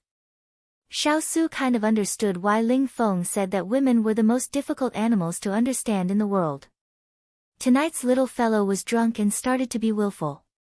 However, he wasn't in a hurry, so he nodded indifferently. Chu Qingyan took a deep breath and encouraged herself in her heart before saying, "Big ice cube, in your eyes, do you see me as your younger sister?" She curled her fingers tightly and closed her eyes, holding her breath as she waited for his answer. This question was somewhat out of his expectations. He didn't know why she would ask this question, but his gaze fell on the person in front of him. She was waiting so seriously for his answer, and his hand was still holding her wrist. He could clearly feel her entire body tensing up. Xiao Su frowned slightly. "Why do you ask?" "Because I heard your answer in the study." She sounded disappointed. However, he could no longer remember this matter. But looking at her expression, it didn't seem like she was joking. Thus, he carefully searched through his memories. Soon, he found something that matched up. Only then did he remember the cause. It was in the afternoon. After Turan finished his report, he suddenly smiled and said, "Master, some people say that you treat the little princess as if you are raising a doll and spoiling her too much. Others say that you take care of the little princess as your younger sister. This subordinate feels that both of these statements are quite correct. Is that so?" Xiao Su was a bit surprised that his subordinate would change the topic to Qingyan. Turan couldn't help but ask curiously, "Then what does master think of the little princess?" Xiao Su stopped and seriously thought about this question. More spoiling than raising a doll, more intimate than a younger sister. But if he had to accurately describe it, he was a bit troubled. More like a younger sister. He thought for a long time before finally giving this answer. Actually, in his heart, there seemed to be another answer, but he couldn't see it clearly. But now he had already seen the reason. It was just that he didn't think that his conversation with Turan would be heard by her. He suddenly smiled. Chu Qingyan didn't wait for his answer and had already opened her eyes. But she just happened to meet his smiling eyes. She was suddenly a bit unhappy. She was so nervous, but he was laughing at her. So she angrily turned and wanted to leave, but how could he let go of her hands so easily? Xiao Su used a bit of force to pull her in front of him. He didn't directly answer her question, but leaned over to tease her. "Then what do you think you are in my eyes?" How could she know? She felt that he was teasing her. She wanted to leave but couldn't. She felt unhappy and simply didn't look at him. Xiao Su saw that she was about to explode. He hooked his lips and lowered his head to whisper in her ear. He softly smiled and said, "I've never treated you as a younger sister, and I've never treated you as a pet." His deep voice, with his unique magnificence, made Chu Qingyan instantly fall into his soft laughter and couldn't recover for a long time. "Really?" she softly murmured. "Silly girl, when have I ever lied to you?" He couldn't help but raise his hand to caress her head. His expression carried a doting affection that even he himself didn't realize. As soon as he finished speaking, his hand was slapped away by her. While he was surprised, he heard her accuse him. "You lied to me last time. You said that you would follow me after I left. Actually, you wanted to send me far away and then face those black hands yourself." Xiao Su was still a little confused, but after a while, he realized that she was talking about the revenge they had suffered when they went to the Fuli mountain range 4 years ago. He didn't think that the little fellow would bring up old scores, and it was even so long ago. He thought that the little fellow might really be drunk, which was why she couldn't differentiate between the present and the past. But he also understood that the incident back then had left a deep impact on the little fellow, otherwise she wouldn't have remembered it so clearly until now. He held her shoulders and gently pressed her against his chest, comforting her. I won't lie to you again in the future. Since you said it so sincerely, then I'll be merciful and believe you this time." Chu Qingyan whined in his arms. Xiao Su felt that when she drank, as long as she didn't go overboard like last time, she was quite cute.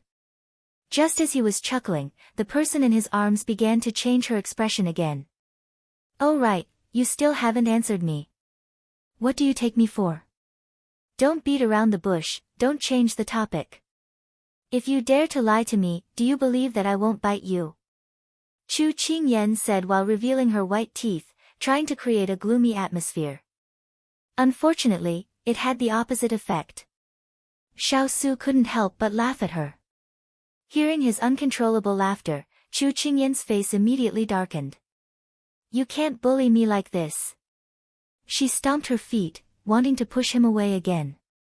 Unfortunately, he had learned his lesson and his arms tightened, firmly holding her in his arms. He gave a low laugh. In this kind of night, it was especially alluring. Chu Qingyan was bewitched. Indeed, being drunk made people brave. At this time, a bewitching voice sounded in her ears. You want to know the answer? I do, she softly hummed. How much do you want? I really, really want. Chapter 686. If it was any other day, Chu Qingyan would have long realized that the other party was just teasing her. But at this moment, she couldn't help but sink into this voice. Her entire heart and eyes could only put him alone. Her black eyes seemed to be filled with a sea of stars, but at this moment, it was as if only she could wander around in them. Xiao Su slightly hooked his lips and leaned close to her ear. A trace of a smile flashed across his eyes. First answer a question of mine, then I'll tell you the answer you want. She vaguely felt that there was something wrong with these words, but Chu Qingyan's mind was already unable to wrap itself around it. In a daze, she had already nodded in agreement. Tell me, at that time in the inn, did Yang Yuhuan use medicine on me? The answer was within his expectations, but he still had the answer he wanted. This little fellow was so obedient after drinking wine, and would answer all his questions. This was a rare opportunity. Although it was very ungentlemanly, but it was only in this kind of situation that she would confess to him. He placed his hands on her shoulders and looked at her at the same level. Then he leaned closer to her and asked in a neither fast nor slow manner. Why did you hide it from me? It seemed like he had asked too many questions. But this question, she knew the answer. Because I don't want you to know that after you inhaled that powder, you became very strange. Her answer caused the light in his eyes to condense in an instant, and there was a sudden flash of light. He leaned forward slightly, and his tone carried a meaning that could not be ignored. What kind of strange method? Although Chu Qingyan's rationality was about to dissipate, she could still hear the coaxing in his words, and how embarrassing the words that were about to come out of his mouth were. At the last moment, she bit her lower lip and averted her gaze, not daring to look at him directly. I don't know. Her voice was almost like a mosquito. You don't know, or you don't want to say. His nose was filled with the fragrance of the wine and the young girl's body. When mixed together, it made people inadvertently intoxicated. Xiao Su felt that he was a little abnormal tonight. His style of doing things was not like his usual, but he didn't want to delve into it. The current him only wanted to do things according to his heart. When Chu Qingyan heard this, she lowered her head like a frightened rabbit. Her blushing face and ears fell into his eyes. If it was any other time, he would have already let her go and stopped teasing her. But tonight, she made him unable to stop himself. You don't have to answer this question. I'll ask you another one. How could Big Ice Cube's voice be so pleasant to the ears? Her face was burning. He reached out and hooked her chin, slowly lifting it up so that she wouldn't be immersed in her own world like an ostrich. Did she really think that no one could see her just because she was buried in the sand? When their gazes met again, she could no longer avoid his gaze. Let me ask you, were you the person that night? His gaze was locked on her face, not missing any change in her expression. What about that night? She sounded confused, not knowing what he meant. She looked like she really didn't understand. Xiao Su thought for a bit and an unfathomable expression flashed across his face. Then he leaned over and whispered a few words in her ear. At first, she still had a confused look on her face. She only felt that he was close to her, and that cool ink fragrance was surging in her nose, giving her a feeling that made her sink into it. But after hearing what he said clearly, her face turned completely red. You, she already couldn't speak, but the person in front of her didn't have any intention of letting her go. You remember now, N? His voice was like the new Hong she drank today. It was long and mellow, swallowing her rationality bit by bit. As for the after effects of the wine in her body, it was suddenly aroused. She felt like her thoughts were about to explode. You still don't remember? Do you need me to remind you again? Xiaosu saw that the person in front of him had her head lowered and didn't move at all, but her ears were already red to her neck. Although he said that, he already gave up the idea of asking more. The moment he received the secret letter, he already knew that the images that appeared in his mind recently weren't illusions, but actually happened to him. And when he was close to the little fellow tonight, the familiar feeling made him confirm who the person that appeared by his side that night was. Since he already knew the answer, there was no need to tease her. Moreover, she was drunk right now, so if there was anything, he could wait until she sobered up tomorrow to properly talk to her. So Xiaosu straightened up, intending to pull away from her. After all, the distance between the two of them was too ambiguous. But at this moment, the person in front of him suddenly raised her head. A pair of clear eyes were especially bright in the night, so bright that it was a little dazzling. When he met her gaze, Xiaosu suddenly forgot what he was going to do next. And in the moment he was absent-minded, his back was already wrapped by a pair of hands, and his back suddenly tensed up. If her hands were obedient, then it wouldn't matter, but the most important thing was that her hands were very disobediently moving around his back.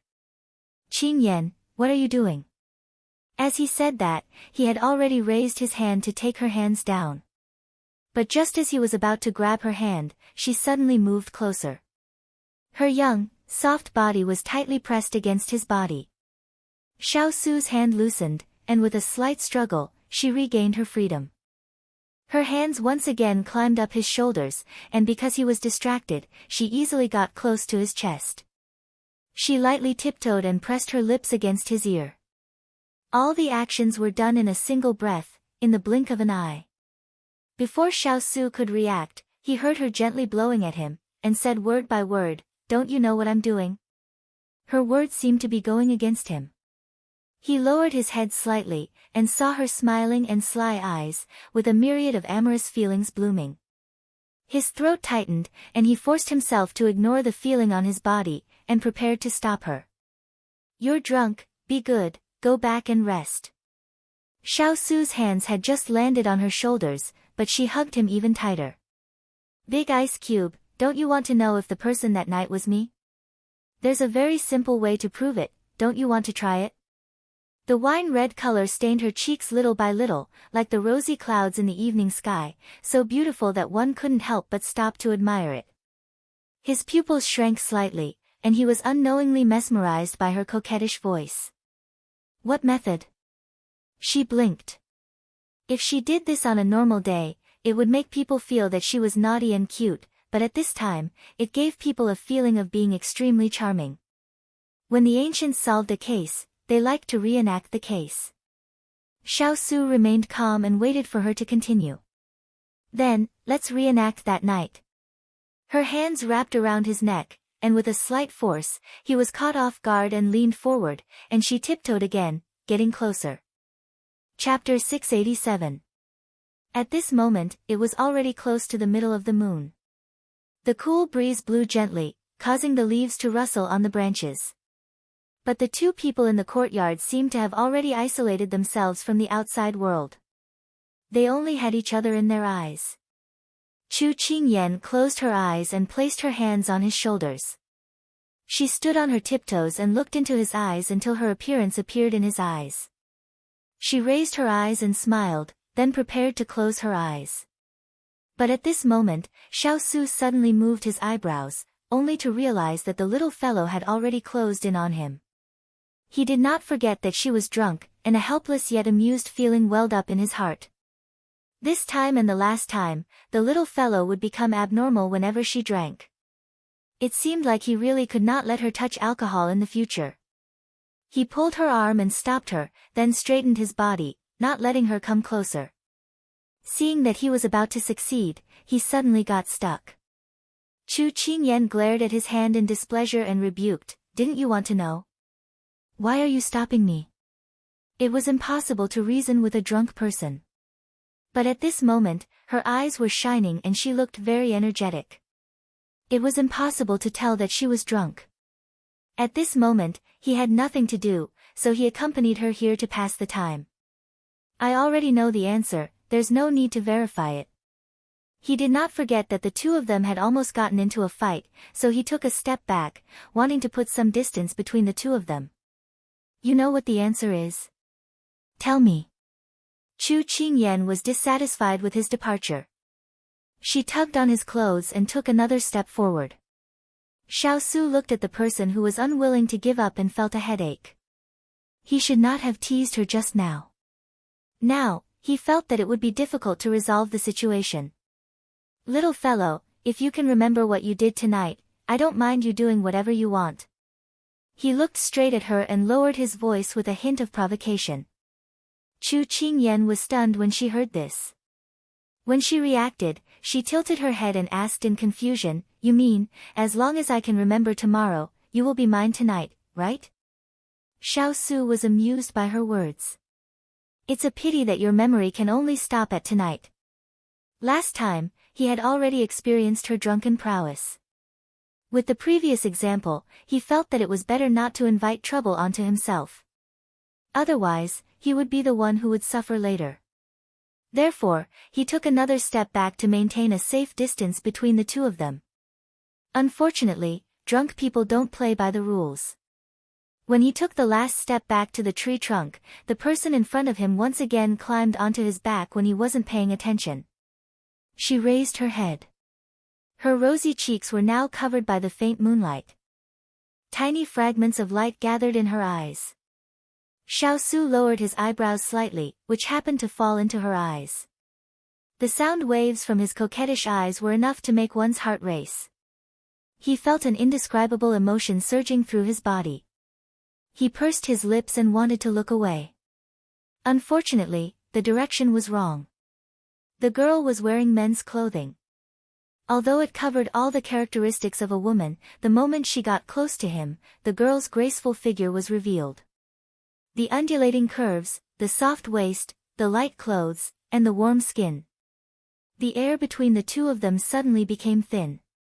When Xiao Su wanted to raise his hand to press her down again, Chu Qingyan, who had suffered defeat once, was already on guard. Her hand slid down from his shoulder nimbly, groping inch by inch until she reached his wrist. Then, she held his hand and wrapped it around her waist. This unforeseen event made Xiao Su's thoughts and Su Yi's stagnation. And Chu Qingyan took advantage of the moment when he wasn't paying attention and smiled triumphantly. Then, she repeated what she hadn't done just now. "Get closer. In 5 years, from the age of 10 to 15, from your chest to your shoulders, I've grown taller. Get closer. I'll try my best to keep up with your pace. I'm afraid that one day, when I suddenly look up, you've already left me far behind. Get a little closer. Very good, almost there. I don't know what the veil between the two of us is. But at this moment, please allow me to get closer to you. Before dizziness sets in, I still have time for you in my eyes." When the girl's fragrance got closer, Xiao Su's eyes were only left with her appearance. Bright, bright, charming, charming, bright, that kind of vivid and strong image was infinitely magnified in front of him. In the end, Xiao Su didn't resist. The hand on her waist exerted a little force and pulled her softness into his embrace. When he saw his heart clearly, Xiao Su didn't want to wrong himself anymore. He also couldn't bear to reject the person in front of him. This was the person he held at the apex of his heart. He closed his eyes slightly and leaned down. Their breaths were close and their breaths blended together. They were already indistinguishable. A softness brushed past his chin and slid to his ear. Then, it fell. He was slightly stunned. When he opened his eyes, a figure pressed against him and then softly slid to the ground. He quickly pulled her into his embrace. When he saw her appearance at this time, Xiaosu didn't know whether to laugh or cry. The little fellow had actually fallen asleep at this time. The night wind was cool, blowing away the ambiguous warmth between the two. Xiaosu felt that this little fellow always had the skill of tormenting people in the end and then leaving by herself. But it also made people unable to scold her. At this time, he could only admit that he was unlucky. He looked at the person sleeping soundly in his arms.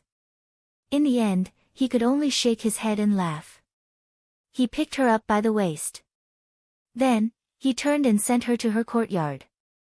There was no obstruction all the way to the courtyard. "Your Highness," Xining saw the person coming from afar and hurriedly bowed. When she got up, she saw the person lying in His Highness's arms. She exclaimed, "Your Highness, Master is drunk and asleep. Open the door." Afraid of waking up the little fellow, Xiaosu lowered his voice. "Yes." Xining immediately turned and opened the door. When His Highness entered, she blinked and closed the door. "Why didn't you follow in to serve Master?" A voice suddenly came from behind. Xining was startled. She turned and saw Jin Xian leaning against a stone pillar with a sword. She said unhappily, "At this time, Master doesn't need to be served, but Your Highness, do you understand? You say it as if you know a lot." Jin Xian glanced at her and then walked away alone. Xining bared her fangs and brandished her claws at his back. He always had a deadpan expression. "Humph, he didn't even give me a good look when I came to Jiangnan. No, why do I have to look at his expression?" Xining stomped her feet and then ran to the kitchen to boil water. Master would definitely need water to wash her face later. After Xiaosu entered the door, he gently put the person in his arms on the bed and then pulled the quilt over her. His gaze inadvertently fell on her lips. Just now, just a little bit more, his eyes darkened and then he immediately looked away, intending to let her have a good rest. Suddenly, a hand tugged at his sleeve. Chapter 688. Xiaosu stopped in his tracks and turned around, only to see her little hand tugging on his sleeve. He thought the little fellow had sobered up, but when he saw her tightly knitted brows, he couldn't help but sigh helplessly. "Don't go, it's uncomfortable," Chu Qingyan muttered unconsciously. Xiaosu walked back to the bed and sat down on the edge. He raised his hand to brush away the loose hair on her forehead and said in a pitiful tone, "You know it's uncomfortable. Let's see if you dare to drink again next time." Her reply was a series of hums. Xiaosu felt that his IQ had dropped to the same level as the little fellow. Otherwise, why would he try to talk to a drunk person? But seeing her frown from time to time, he knew that she was feeling uncomfortable. Generally, the later the alcohol took effect, the more uncomfortable it would be afterward. He really wanted to teach her a lesson, but unfortunately, even if he was angry with her, she wouldn't know. Xiaosu shook his head and got up to pour her a cup of tea. Then, he helped her up from the bed and carefully fed her. She seemed to have felt the sweetness of the tea and reached out to hold the teacup and drank it while huffing and puffing. Her unconscious action made him put his hand in her palm. The moment their fingertips touched, Xiaosu's fingers trembled. In the end, he steadied his mind and held the teacup. Otherwise, with her current confused state, it wouldn't take long for the tea to spill all over her. After drinking the tea, she began to cling to him and didn't want to leave. Every time she drank, she would cling to him tightly. Xiaosu had experienced it firsthand. But he suddenly remembered the distance before she came home tonight, and his eyes couldn't help but narrow. "Little fellow, why did you go drinking tonight?" He knew that the little fellow wouldn't go drinking for no reason, and he knew that Higashio Motetsu was already in Jiangnan. This feeling made him very uncomfortable. He didn't expect her to answer, but unexpectedly, the little fellow obediently replied, "It was Xiuli who said she was going to treat me, but she left halfway. Dongting told me that the wine was very good and wanted me to try it." "So you listened to him and drank it?" Xiaosu lowered his voice. Chu Qingyan nodded without realizing it. She then rubbed herself against him and complained, although it's delicious, I feel very uncomfortable after drinking it. Will you still drink it in the future? No, I'll get angry if I drink big ice cubes. She shook her head like a rattledrum, refusing. Hearing this, Xiaosu didn't know whether to laugh or cry. He was drunk and still knew how to be afraid. This made Su Yi's gloomy mood dissipate a lot. The two of them rarely had time to be alone and quietly together like this. Xiaosu let her be and didn't intend to ask any more questions. Because even if he asked, she wouldn't remember tomorrow. Perhaps Chu Qingyan couldn't stand the silence between the two, so she started to get restless again. Big Ice Cube, I want to hear you sing. She reached out and hugged his arm. She closed her eyes and said coquettishly. Singing? The corner of Xiaosu's eyes twitched. The little girl was really being willful again. He was silent for a moment. Maybe if he didn't speak, the little girl wouldn't disturb him. Unfortunately, this was only his thought. The person in his arms usually didn't speak. Once she opened her mouth, there would be results. Rub, I want to listen to your song, I want it. Chu Qingyan was almost twisting into a rope in his arms. Xiaosu's body was also ignited by her sudden action. He reached out and pressed her shoulder, stopping her from unconsciously igniting his body. However, she still didn't give up. She was like a child who couldn't get her candy, throwing a tantrum regardless of the consequences. He took a deep breath. Facing someone who didn't give up, he could only change the topic like last time. I'll talk to you. He took a step back and compromised. Anyway, this wasn't the first time he compromised. Moreover, the little girl was right. There was no such thing as embarrassing. I don't want to talk to you. Chu Qingyan snorted coldly, indicating that she didn't want to talk to him. Xiaosu eased the restlessness in his body. He opened his eyes and said in a playful tone, if that's the case, then I'll leave. Just as he moved his arm, she hugged him tightly again. She pouted and said against her heart, then I'll force myself to listen to you. Hurry up and say it. Xiaosu smiled faintly. He couldn't help but reach out and pinch her nose until she was gasping for air. Then, he patted her head and stroked her back, gently comforting her. Perhaps she was very satisfied with his service. Chu Qingyan didn't urge him to be quiet. She seemed to be quietly enjoying this time. The quiet night gradually passed as the two of them interacted with each other warmly. At this moment, Xiaosu slowly opened his mouth. Ayan, your father asked me the day before yesterday when he would take you as his wife. At that time, I was already stunned and didn't know how to answer. He couldn't help but smile, as if he was mocking himself. Have you been asked the same thing by him before? After speaking for a while, he didn't see her reply. He turned his head slightly and saw that she was already peacefully asleep. She must have fallen asleep without waiting for him to speak. Xiaosu lifted the quilt from the bed and covered her with it. Although it was already late at night, he couldn't let go of the warmth in his arms, so he didn't immediately get up. He felt that he had a lot of things to say in his heart tonight. Thus, he continued. It's not that I haven't considered your future.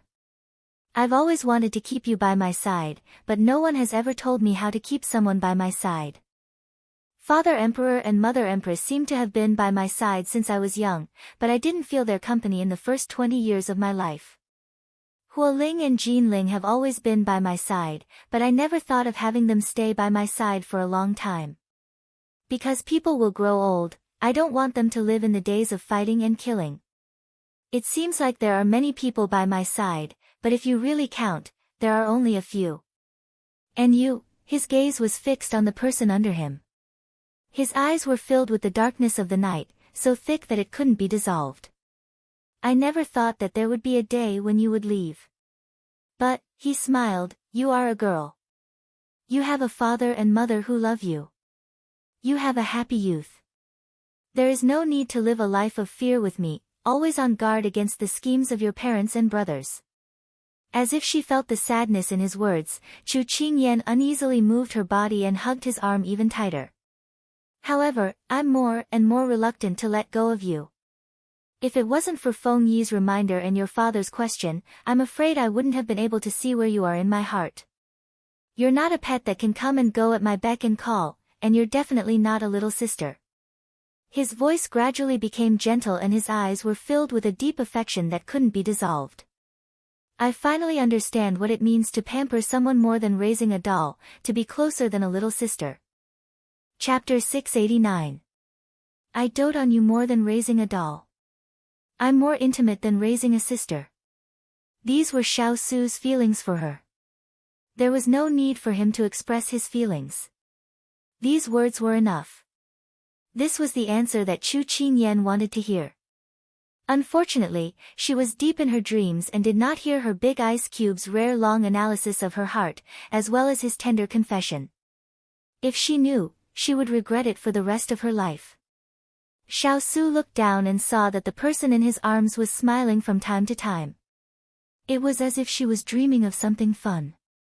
He couldn't help but want to laugh, but he suddenly remembered what Father Chu said that night. He was slightly dazed. Then he whispered to himself, Ian, you're already 15 years old. You're about to pass the age of majority. Passing the age of majority meant that one was an adult and could get married and have children. He fixed his gaze on the delicate face in front of him.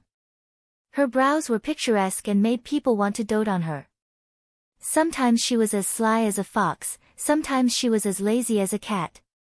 She was cute and kind, and hated evil. Although she looked delicate, she would always show her intelligent and strong side at critical moments. She was soft but not weak, innocent but not stupid. Such an exquisite little fellow had walked by his side for 5 years. And he wanted to be by her side for the rest of her life. He didn't want to miss the first girl who had given him warmth. Because of her, he had the idea of starting a family. In the past, when he was in the military camp, there were often soldiers who came to report that they wanted to take leave to go home and get married. Every time he saw the happy smile on their faces, he felt that this feeling was very far away from him. It was as if they were in 2 different worlds. Now, he felt that if that person was the little girl, there wouldn't be any obstacles for him. Home was a word that he hadn't heard in a long time. When he thought of this, his gaze landed on her body again. He lifted his finger and gently brushed her hair. Then he gently caressed her brow bone. Finally, his finger slowly traced her facial features along the bridge of her nose. It was as if he wanted to imprint her appearance deeply into his soul. Her soft and delicate skin was so delicate that he couldn't bear to pull his hand away. Little girl, I've already understood my feelings. What about you? Are you willing to spend the rest of your life with me? The person in deep sleep couldn't answer. But someone had already answered for her. It's okay. If you don't want to, I'll wait until you do. In his entire life, he had never forced or hoped for anything. He was so obsessed with this one thing. There was once an enemy who said that he was like an eagle, hovering in the air. He would not attack easily, but if he found a prey, he would definitely kill it in one strike. Xiao Su's eyes darkened. He slowly bent down and gently kissed the corner of her eye.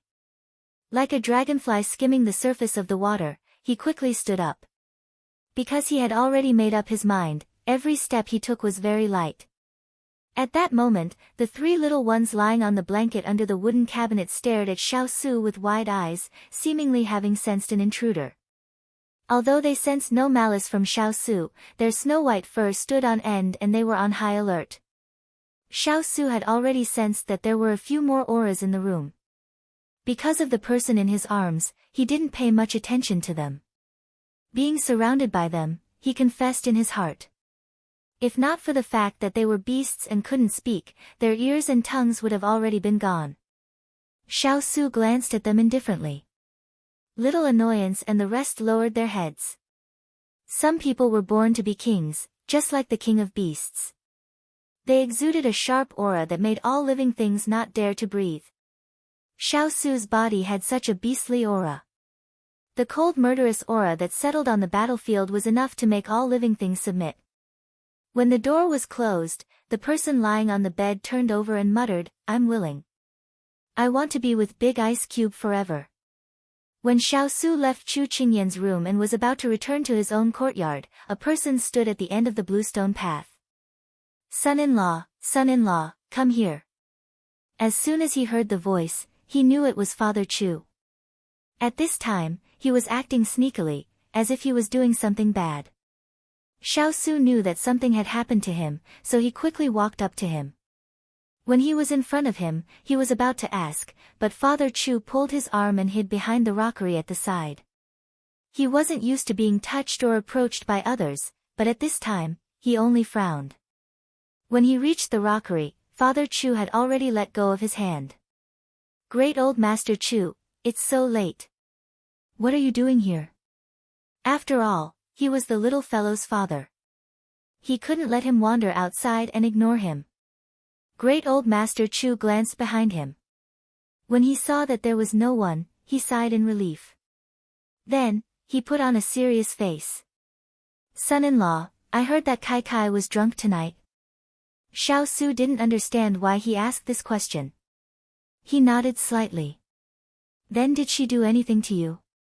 Chu Machen's father looked at him strangely. Xiaosu raised his eyebrows. Could it be that Father Chu also knew that the little fellow liked to tease people when she was drunk? "What do you mean?" Xiaosu asked. Seeing his son-in-law like this, he definitely didn't do anything. Father Chu couldn't help but look disappointed. He blinked, then patted his son-in-law's shoulder lightly. He said regretfully, "If Kai didn't take the initiative, you could have." "Why are you all so stupid?" Xiaosu was confused. "Take the initiative to what? What's done can't be undone." "Stupid." Father Chu looked at him disdainfully.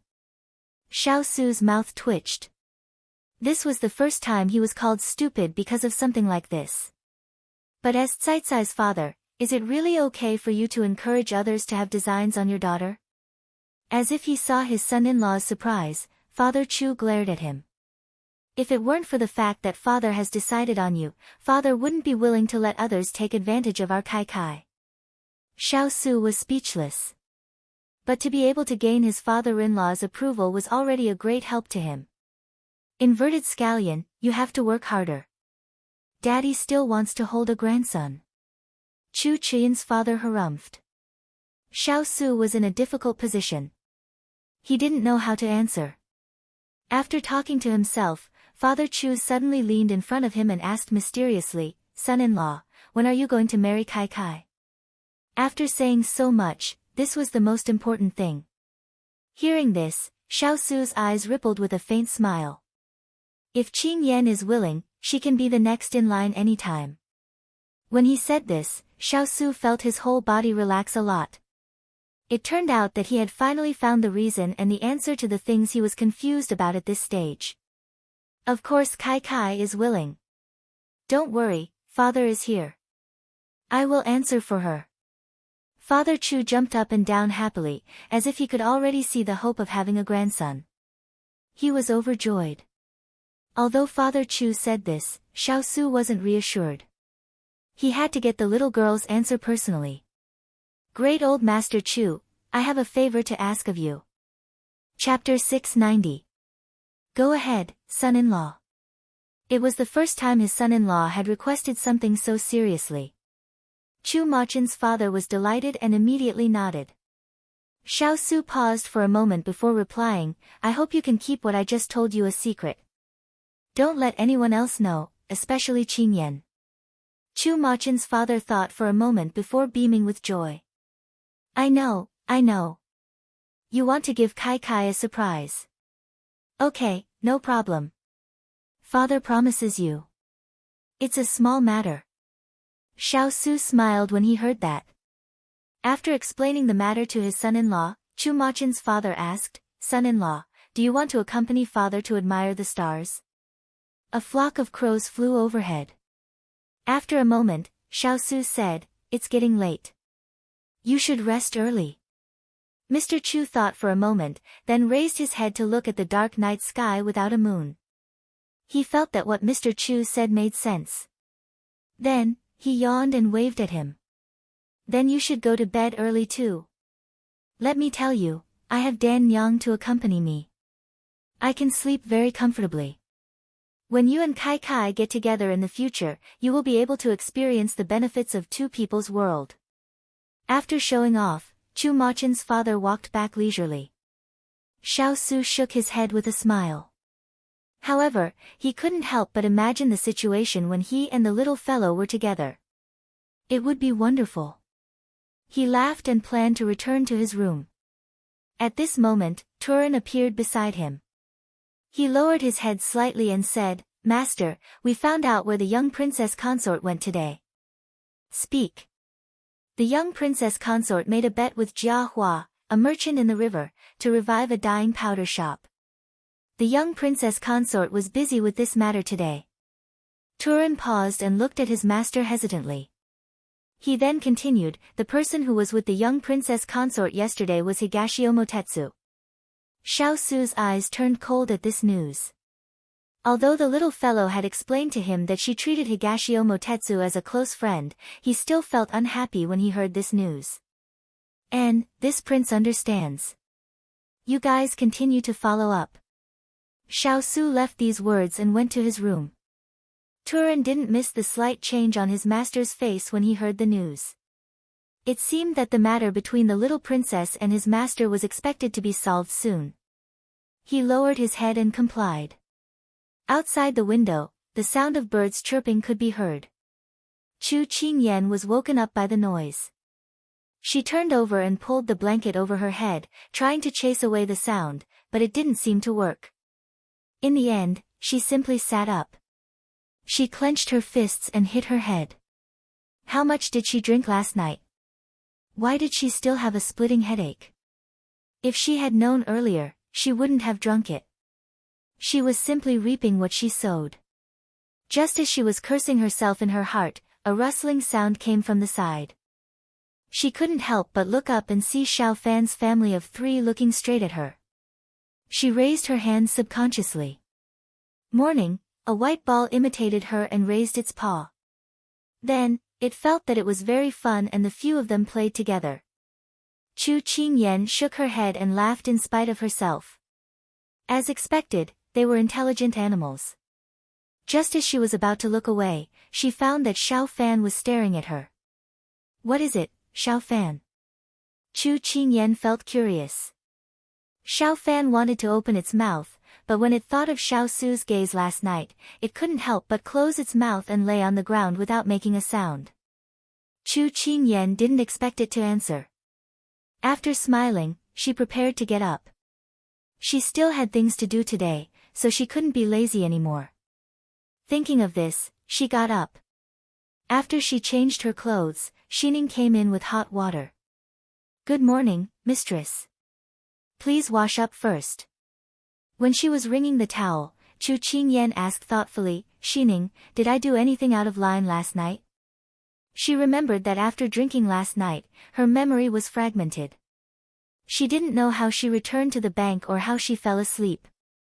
This feeling of the unknown was really unsettling. Xining hesitated for a moment before saying, "I was obviously drunk, but I had to lead the way. Then, I walked into several wrong alleys. Does that count?"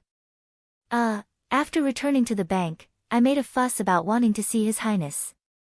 Does that count?" Xining asked very seriously. His Highness sent me back to my room in the middle of the night."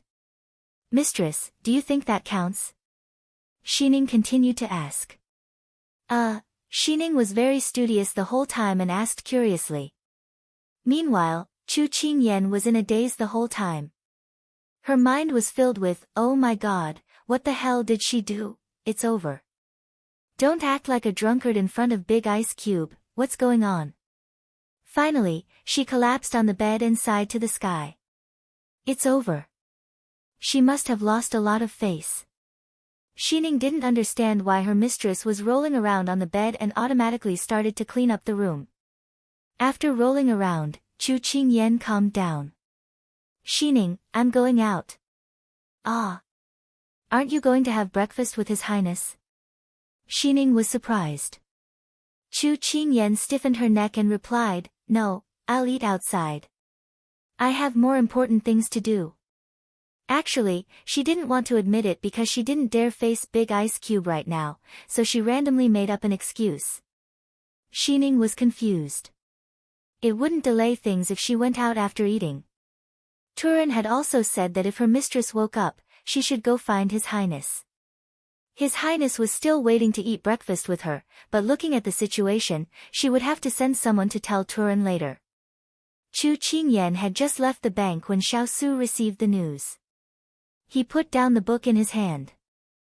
This little fellow still didn't admit it after waking up.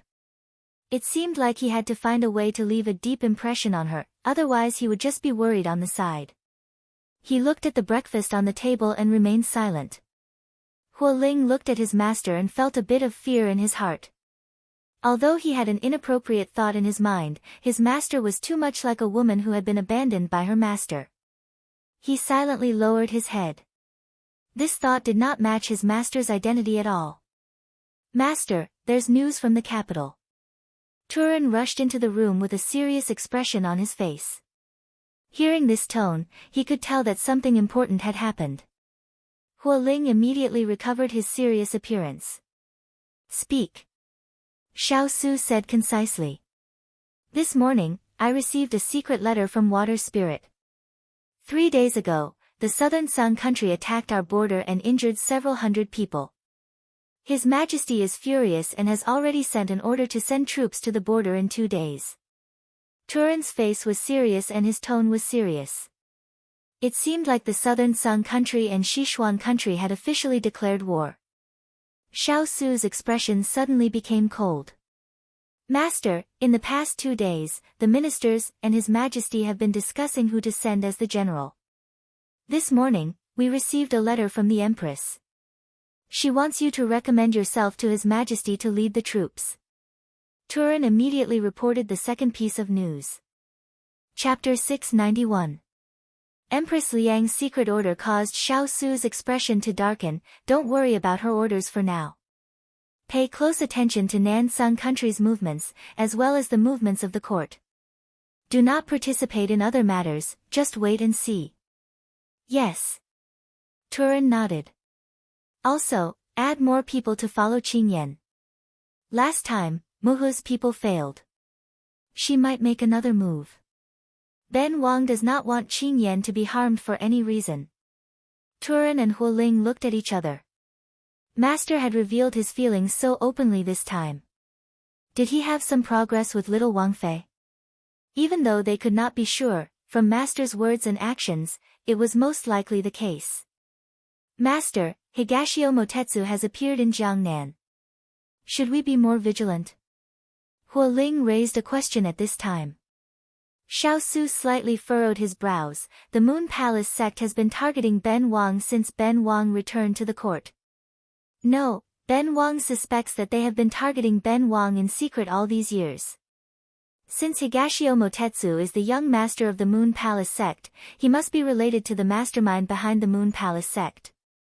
So, you should pay more attention to him and the Moon Palace sect. If you can find the mastermind behind them, that would be the best. This subordinate understands. But little Wang Fei has been very close with him recently. Do you need this subordinate to remind her? Huo Ling thought for a bit before asking. He heard that when they came back from Fuyang City, little Wang Fei and Higashio Motetsu had returned to Jiangnan together. This matter had angered Master. But when he saw his master talking about Dongting Wangyu in a calm tone, he didn't seem to be angry at all, so he dared to ask this question. Xiao Su furrowed his brows when he heard this. A moment later, he said, Qingyan is not a confused person. She treats Higashio Motetsu as a friend, but that does not mean she does not care about Ben Wang. Ben Wang will not interfere with her right to make friends. You don't need to act on your own. Just do what you are supposed to do. Ben Wang is not someone who needs to control other people's actions to ensure his own safety. Huo Ling couldn't help but lower his head at Xiao Su's words. As expected, nothing they were thinking could escape Master's eyes. Earlier, when Dongting Wangyu had followed the young Wang Fei to Jiangnan, Xiao Lai had already complained about the young Wang Fei's actions. However, due to his master's protection of the young Wang Fei, no one dared to show it on the surface. Just now, he had only mentioned it slightly and his master had seen through his thoughts. He had been with little Wang Fei for 5 years and could feel her wholehearted devotion to master. But there were many things that could not be guaranteed or guessed would not happen. He was worried that little Wang Fei would be used by Higashio Motetsu again. It was this subordinate who did not think it through. Master, please forgive this subordinate. Huo Ling blamed himself. Since Master trusted little Wang Fei so much, what reason did they have to doubt her? Chu Qingyan still encountered Higashio Motetsu early in the morning when she left the door. Eldest Gongzi, why are you so diligent every day? You wouldn't have been waiting here for me, right? Chu Qingyan crossed her arms as she looked at the beautiful youth in luxurious purple robes in front of her and teased with a smile. Higashio Motetsu was lazily leaning against the wall at this time. Hearing this, he smiled, seeing that this young master is so diligent, shouldn't Chu Gongzi treat this young master to breakfast? All 3 sentences can't be separated from food. I didn't ask you to wait here on purpose. Therefore, I can only say that you brought this upon yourself. If you want to eat, go and find it yourself. Chu Qingyan waved her hand, looking like she didn't want to bother with him. Then, she continued walking forward. Higashio Motetsu shrugged, then it can only be said that this young master did not see clearly. I thought I met a golden jade, but I didn't expect it to be a broken stone. Chu Qingyan turned a deaf ear. She had urgent matters and could not be delayed here. As she walked, a paper bag suddenly fell in front of her. She couldn't help but stop and raise her hand to take it. Then she turned to look at the person beside her. Where did you buy this? This was her favorite deep-fried dough cake. In the small alley behind you. I heard that it's a century-old shop. I don't know if it's true or not. Try it and see. Chu Qingyan saw that he left this sentence and walked away. The paper bag in her hand was still warm, and she could not help but feel a warmth in her heart. Hearing the voice behind him, Higashio Motetsu removed his pretense of indifference and a faint smile appeared on his lips. Very quickly, the 2 of them arrived at Hibiscus Pavilion. Today, she could witness all the hard work she had put in yesterday. At this time, the shop had just opened, but it was already 2 hours earlier than usual. How is it? Chu Qingyan asked the shop assistant standing at the door. The shop assistant was beaming with joy as he said, Young Master Chu, this is simply godly. We received a business order the moment we opened this morning, and that madam even came with her own daughter and daughter-in-law. She bought so much that it's comparable to the amount of goods our shop sold in a day in the past. Hearing the shop assistant's words and seeing that he was full of energy, as if he had been encouraged, Chu Qingyan was relieved. This is a good start. You guys do your best. Who knows, you might be busy later. The shop assistant nodded heavily. At this time, another group of women came in with their families, and he quickly went to greet them. Chu Qingyan looked at the Hibiscus Pavilion, which was slowly becoming deserted. She thought to herself that the publicity yesterday must have taken effect. Now, all the people who came early in the morning were either young ladies or rich ladies. It seemed like the socialites hidden in the sleeves of flowers were quite impressive. That was why so many people came. After a while, Hua Xiaoli also arrived. She was stunned by the dense flow of people. I'm not dreaming, right? There are so many people, it's simply amazing. She exclaimed as her eyes widened. I think this is the effect of being famous. Chu Qingyan smiled and winked at her. To be able to get such a reaction from Hua Xiao, it was enough to prove that she had succeeded by half. At this time, men began to come in to choose. It was different from the shy men who came to the cosmetics shop to buy for their families, but they came in with a halo. They were good men who were considerate, role models in the circle. The couple that my father knows has been friends with for several years. When I went to ask for their help yesterday, they agreed immediately. I didn't expect to see results today. Hua Xiao looked at the gradually increasing number of men in her sleeves and said with joy in her heart. Chu Qingyan swept her eyes across the hall. Actually, there's another advantage to this publicity method. Some men like to dress up, but they have no reason to come to the shop to buy for fear of being laughed at. Now, they can come in openly without being looked at strangely. This is also a method to attract customers with needs. Hua Xiao followed her gaze and looked at the man with a white face and no beard who was seriously choosing. She nodded in understanding. You're really amazing. I think that in less than a day, you'll reach the agreement between the two of us. Chu Qingyan shook her head. During this time, the opponent might have some countermeasures. It's still too early to say. Chapter 692. With regards to Chu Qingyan's words, Hua Xiao expressed her agreement. She had fought with the Qin family for so many years and had long understood each other very well. Therefore, before the afternoon came, the other party would definitely have a response. As expected, when Chen Mingyi woke up early in the morning to eat, he heard the servants report.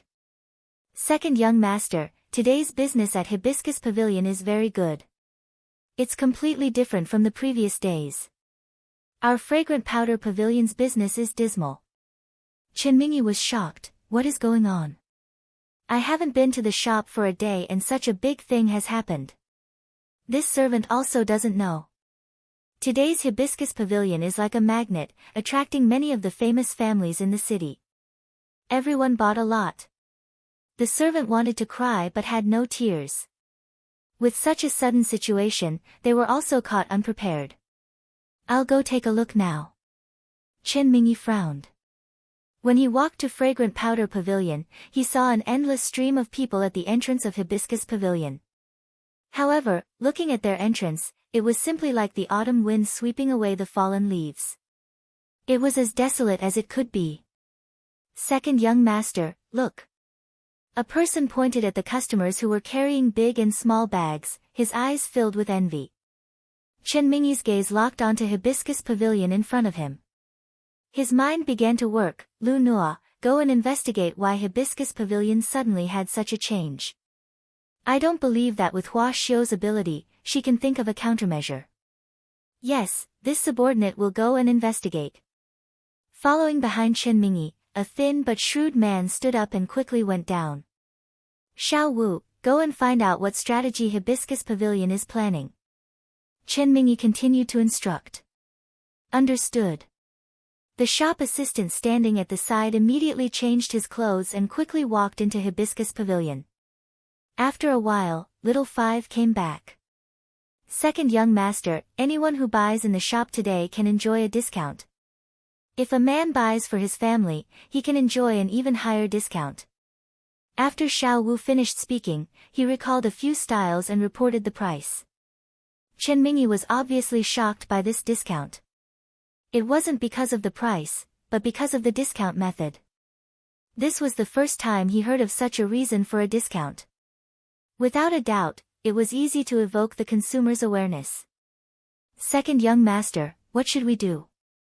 Normally, we've already done several orders, but since we opened this morning, we haven't had a single customer. Little Five had a worried look on his face as he asked his master. Chen Mingyi rubbed his eyebrows, clearly having a headache. His opponent's move was very difficult to counter, unless his eyes lit up. After thinking carefully, he immediately said to Little Five, we can do the same thing as Hibiscus Pavilion, but we can reduce the price by another 10%. Little Five nodded vigorously. Very quickly, the Fragrant Powder Pavilion started to advertise. There were workers shouting outside, offering discounts, gifts, and so on. Soon, it attracted a lot of people. Chen Mingyi sat in a tea house not far away and looked at the situation of the shop downstairs. In less than 2 hours, the crowd began to disperse and gradually rushed to the entrance of his shop. Although it was a little unkind of him to do this, this was the way of doing business. There was nothing to be sorry about. Hua family cat, you probably didn't expect that I would steal the crowd that you worked so hard to attract. How does it feel to work for someone else? Right now, I really can't wait to know how you feel. It must be very satisfying, right? Chen Mingyi tasted his tea and smiled cunningly. Not long after, Hua Xiu found out about the Fragrant Powder Pavilion's actions. She was furious. This Chen Jiawang is a shameless person. He actually dared to steal our method. Now, he's using our name to attract almost half of the people.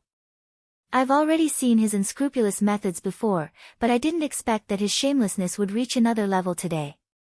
It's really an eye-opener. Towards Hua Xiu's anger, Chu Qingyan was very calm. Because in the modern era, as long as there was a good idea, it would be imitated or even stolen by others. Moreover, these methods were just strategies that targeted Hibiscus Pavilion's current problems. It couldn't be considered original, so her emotions didn't fluctuate as much as Hua Xiu.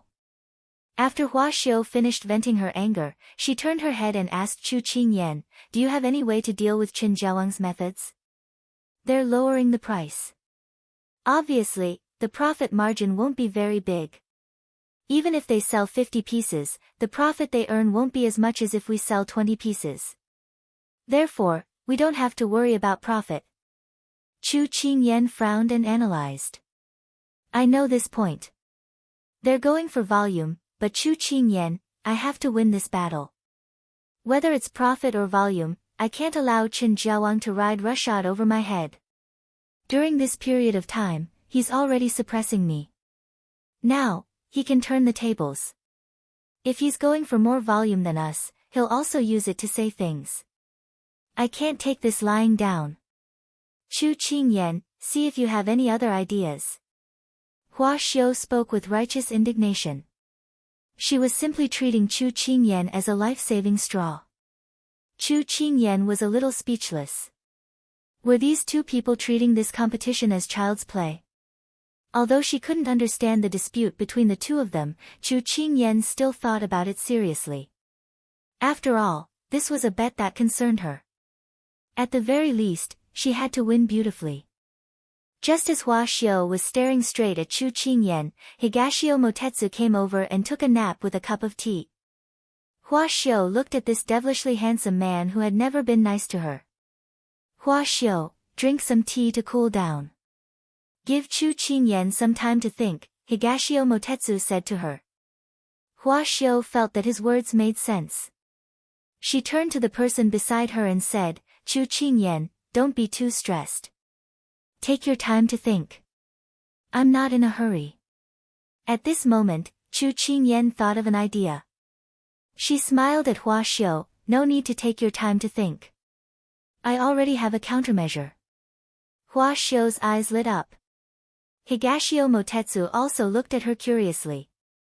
Chu Qingyan smiled slyly. Chen Mingyi, who was sitting in the tea house, quickly found out about Hibiscus Pavilion's actions. Hibiscus Pavilion came up with a slogan. They walked the path of high quality and lived the life of a noble. Once this slogan came out, many people immediately rushed towards Hibiscus Pavilion. Chen Mingyi angrily hammered the table, "Despicable." Although the effect wasn't obvious yet, it wouldn't be long before Hibiscus Pavilion's business would far surpass his.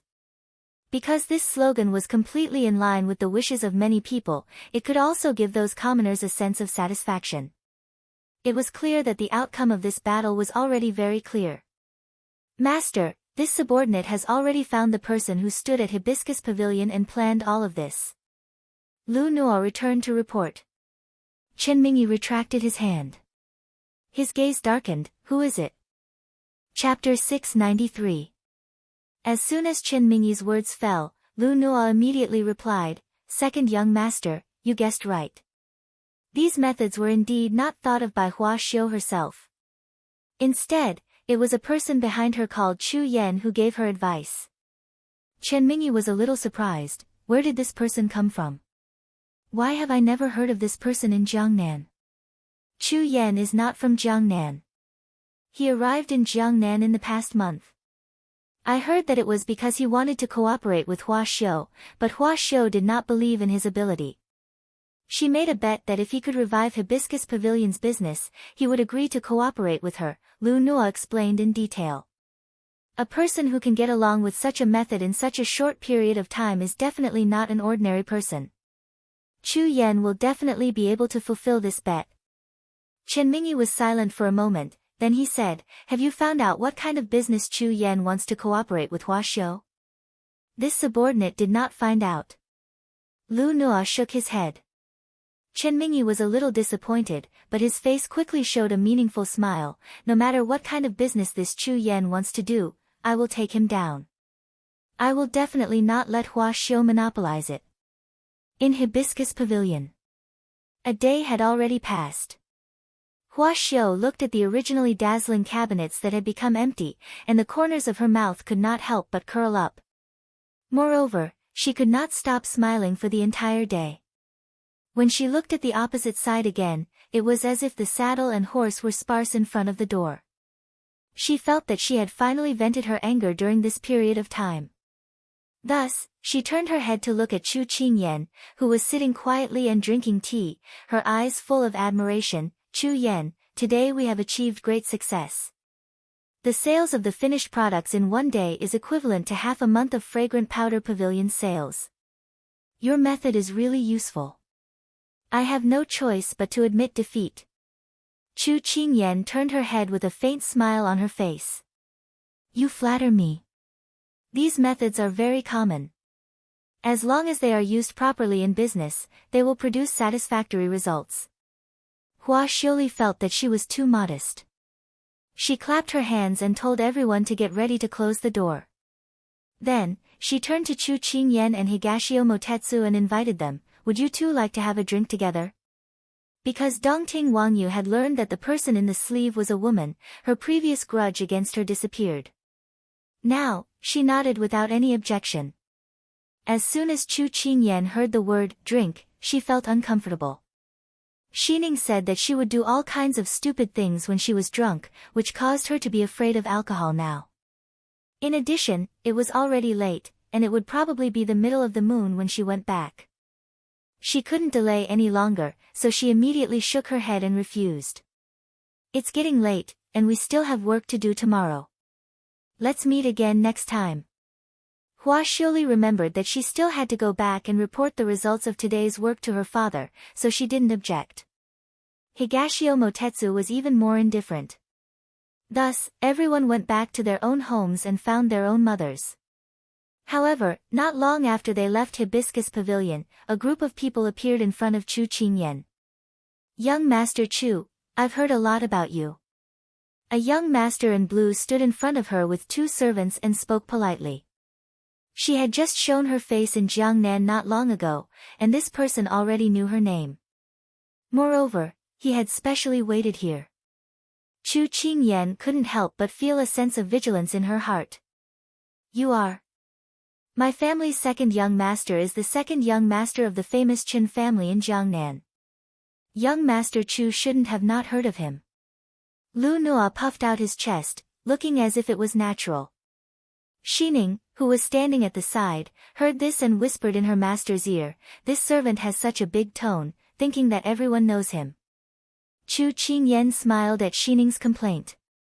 She politely cupped her hands towards Chen Mingyi, I've heard a lot about second young Master Chen.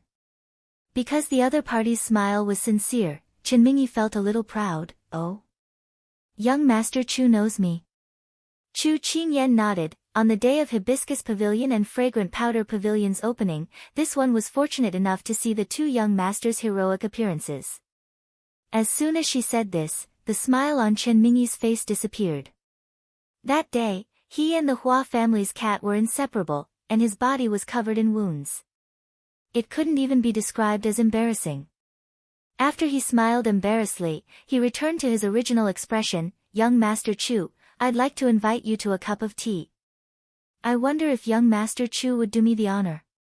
Other than the Hua family, the Qin family was one of the wealthiest families in Jiangnan, with countless businesses in their hands. She thought for a moment, then agreed, deference is no substitute for obedience. Seeing that she agreed, Chen Mingyi was delighted, Young Master Chu, this way please. A moment later, Chu Qingyan and Chen Mingyi sat down in a private room in a tea house. After Chen Mingyi ordered tea, he looked at the person in front of him with the help of the lights in the tea house. He was handsome and beautiful, with a calm demeanor, and the aura of a noble family overflowed from his words. When he wasn't smiling, he had a kind of intimidating aura. Just now on the street, he couldn't see clearly because of the darkness. Now that he saw him, Chen Mingyi couldn't help but be amazed. It was rare to see such a handsome man in Jiangnan. Young Master Chu, I heard that you want to do business. What are you planning to do? After Chen Mingyi finished looking at him, he threw a brick to attract Jade. Chu Qingyan had some ideas in her heart. This one thinks that the Jiangnan cosmetic business is good, and I want to try it. Then does young Master Chu have a partner in mind? This time, Chen Mingyi asked directly without hiding anything. This meaning wasn't far from what she had guessed. Chu Qingyan looked at him as if she was in a difficult position. Yes, but we haven't reached an agreement yet. Chen Mingyi's heart sank. As expected, she was hiding something. He couldn't give up such a talent, so he went straight to the point. Young Master Chu, this one admires your ability very much. I can't help but admire the battle between Hibiscus Pavilion and Fragrant Powder Pavilion today. I hope that young Master Chu can cooperate with our Chen family. Don't worry, our Chen family is also a century-old shop. Chu Qingyan's face showed a trace of difficulty when she heard this. Does young Master Chu have any difficulties? Seeing her expression, Chen Mingyi was a bit impetuous and immediately asked. Second young Master Chen, this one thinks that your proposal is very good, but this one has already discussed cooperation with the Hua family's young master. If we break the agreement halfway, I'm afraid that wouldn't be too good. Chu Qingyan looked apologetic. Young Master Chu, how about this? If we cooperate, we'll split the profits 50-50. How about it? Hearing Chu Qingyan's words, Chen Mingyi was a bit flustered and immediately threw out his bargaining chip. Chu Qingyan touched her chin. This person was a bit impetuous and couldn't take a few words from her to provoke him. Thus, she said apologetically, Second young Master Chen, I'll go back and discuss this matter with my family first. This matter is so big that I can't make the decision. Xining and Jean Xan looked at each other. Only their master could lie through her teeth like this. Then young Master Chu can go back and think about it carefully. Chen Mingyi said very generously. Chu Qingyan nodded. On the way back, Chu Qingyan said to Jean Xian, think of a way to leak the news of Chen Mingyi coming to poach people to Huaxiu. Jean Xian was a bit surprised. Master, you're thinking of. That's right. Let Huaxiu know that I'm in high demand. It'll be beneficial for future negotiations. Chu Qingyan smiled slyly. Chapter 694. The master and servant trio left the tea house and returned to the bank. As soon as she stepped into the courtyard, Chu Qingyan's mind faintly floated some images. It seemed like she was tugging on the big ice cube's sleeve and saying something. She couldn't help but stop in her tracks. After not talking to the big ice cube for a few days, Chu Qingyan's heart actually became timid. Forget it, it's already so late. Maybe the big ice cube is already asleep. She comforted herself and then turned back to her room. Xining was a bit puzzled. Didn't Master just say that she was going to find His Highness? Why did she suddenly go back on her word? As soon as Chu Qingyan left the courtyard, Xiao Su received the news. He originally thought that she would come tonight to discuss the business in Jiangnan with him. He didn't expect that she would avoid him. Xiao Su stood at the window and watched the lights in the room across the courtyard light up. Not long after, the lights went out again. Only then did he withdraw his gaze. Was the little fellow still angry at him? Xiao Su was a bit puzzled. The night passed once again. Sure enough, when Huaxiu found out that Chen Mingyi came to poach her people, she couldn't sit still. But because the business today was better than yesterday, she was busy until the afternoon. Chu Qingyan saw that she wanted to say something but stopped, so she pretended not to see. In Chu Qingyan's opinion, although she had a good chat with Hua Xiu these 2 days, when it came to matters of money, it was better to fight for her as much as possible. So she didn't hold back and played a little tricks. After another wave of customers left, Hua Xiu had time to say to Chu Qingyan, who was ordering the servants to tidy up the cabinets, "Chu Qingyan, let's find a place to talk about our cooperation." Chu Qingyan was surprised. "Today isn't over yet. Aren't we waiting for the final result?" Hua Xiu coughed in a low voice. "There's no need. The result is already obvious. Although Fragrant Powder Pavilion is constantly imitating our methods, they're just imitating us and making a fool of themselves. They won't be able to raise too big of a storm, so you can rest assured." Chu Qingyan thought about it and nodded. Because Higashio Motetsu had something to do today, only Chu Qingyan and Hua Xiuli were in the meeting room.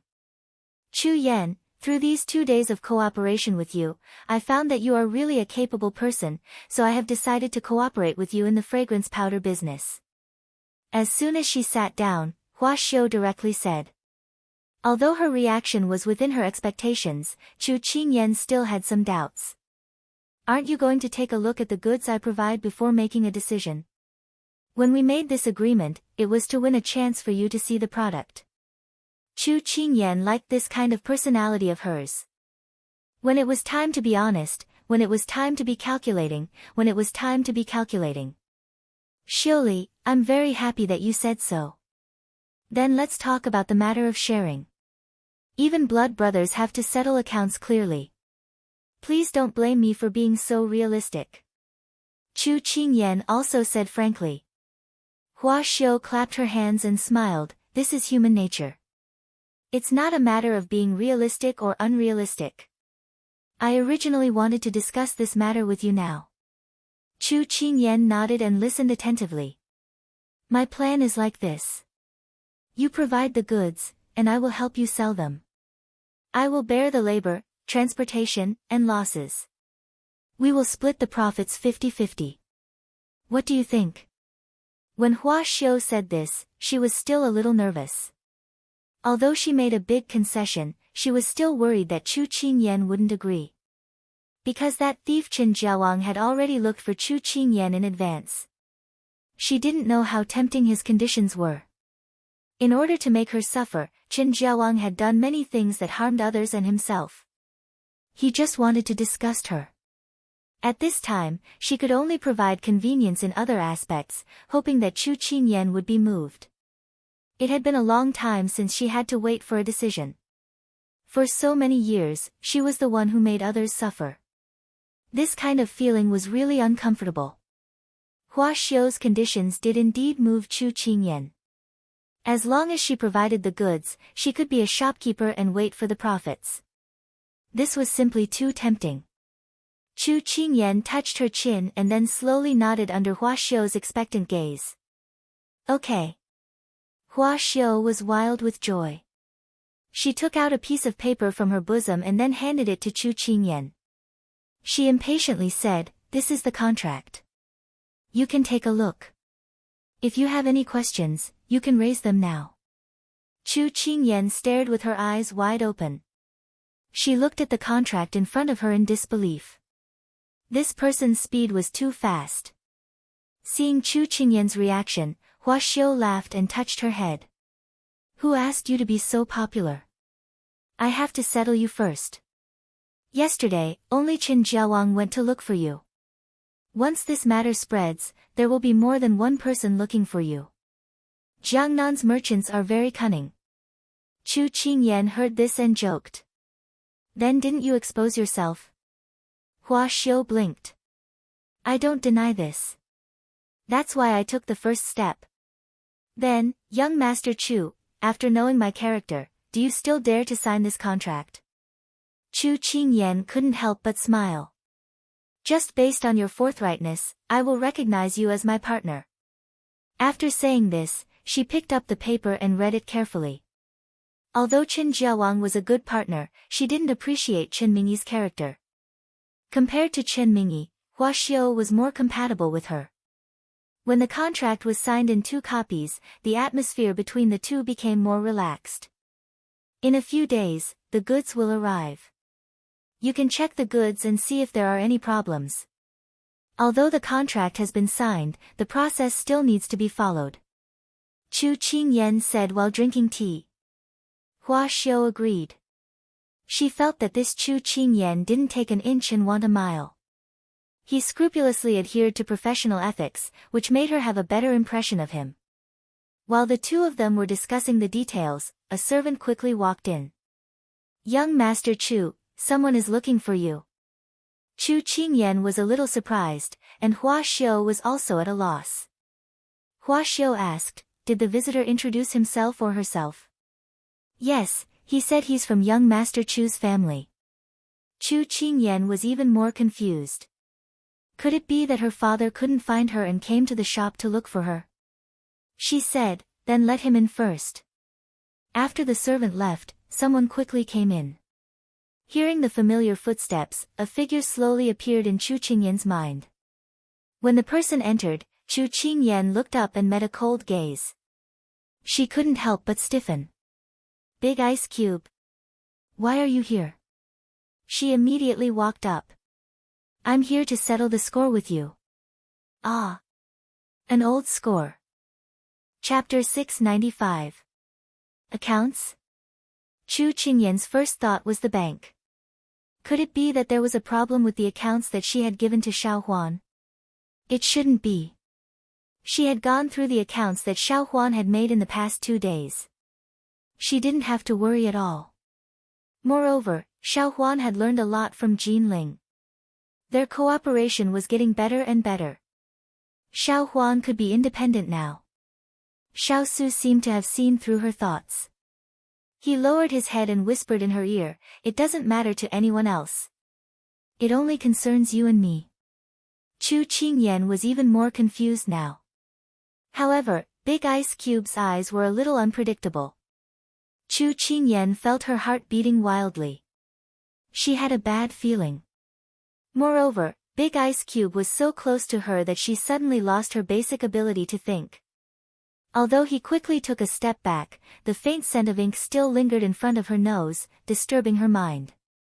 The interaction between the two was extremely ambiguous in Hua Xiu's eyes. She was frightened. Wasn't Chu Qingyan a man? How could she be so intimate with a man? Moreover, listening to the words of the man in the veil hat, it seemed like he was looking for his lost lover. Hua Xiu was shocked by the thoughts that popped up in her mind.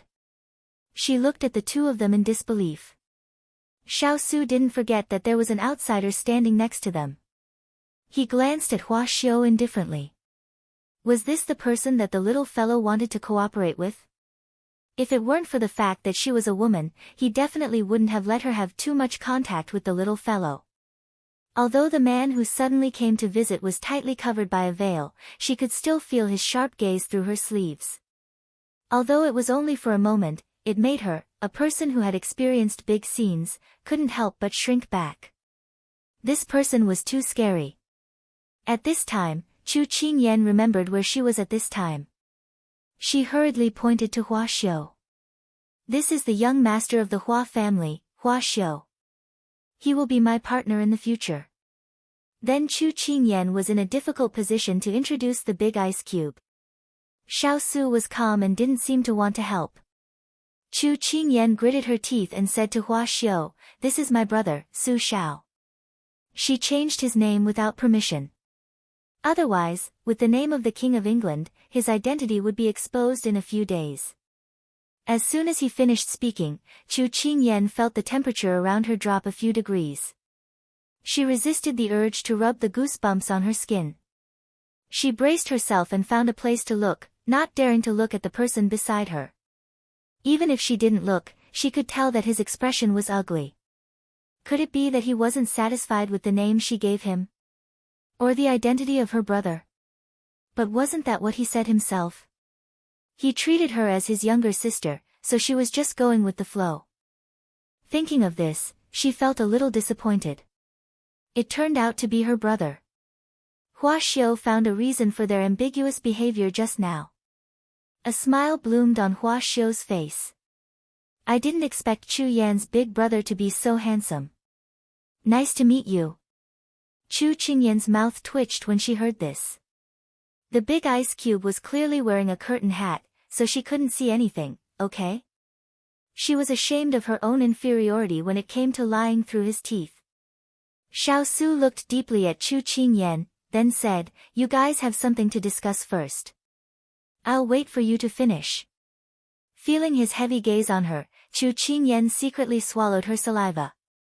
Hua Xiu smiled awkwardly at Xiao Su's coldness. It seemed that Chu Yan's brother was really not easy to get along with. However, she wasn't doing business with him, so Hua Xiu didn't have much resistance. "We're almost done with the contract, we should," Hua Xiu smiled. But before she could finish, Chu Qingyan interrupted her. "I think there are still a few areas in the contract that need to be renegotiated." Chu Qingyan felt that the big ice cube was definitely up to no good. She had to stall for time first, so she said hurriedly. Hua Xiu wasn't the only one who said this. Even Xiao Su's gaze stopped on her. Hua Xiu was a little confused, but since it was brought up, she should take advantage of this time to resolve it. "Okay, then let's continue." Chu Qingyan heaved a sigh of relief, then took out the contract and reviewed it again. Xiao Su found a seat at the side and sat down. Someone had already served him tea. His posture was relaxed and he looked very patient. Chu Qingyan read from the first word to the last word and realized that this contract had considered all possibilities. There was nothing to be picky about. She felt that she had dug a hole for herself, and then she jumped into it without hesitation. "Take your time. I'm not in a hurry." Xiao Su's voice sounded at the right time, as if he had seen through her trick. Hua Xiu nodded. "It's okay. You have to be careful about this kind of thing." Chu Qingyan clenched the piece of paper in her hand tightly, her palms sweating. She felt even more guilty as she surrendered. "I've read through it a few times, and I feel that the problem just now no longer exists." "You've already considered everything in your sleeves." Hua Xiu smiled and said, "That's good. We've reached an agreement. I hope we can cooperate happily in the future." Chu Qingyan gave a sincere smile. "Oh right, I wonder if Chu Qingyan and your brother are married. The shop has some new rouge and face powder. You can choose a few and give them to your wives or women you like." Hua Xiu said generously, expressing her sincerity. Before Chu Qingyan could answer, the person sitting next to her suddenly said, "If there's anything you like, pick a few for yourself." "For myself?" Hua Xiu looked at Chu Qingyan in horror. Wasn't she a man? Could it be that she also liked to dress up? Chu Qingyan looked at Hua Xiu's strange expression helplessly. She probably misunderstood. It was all the big ice cube's fault for exposing her so quickly.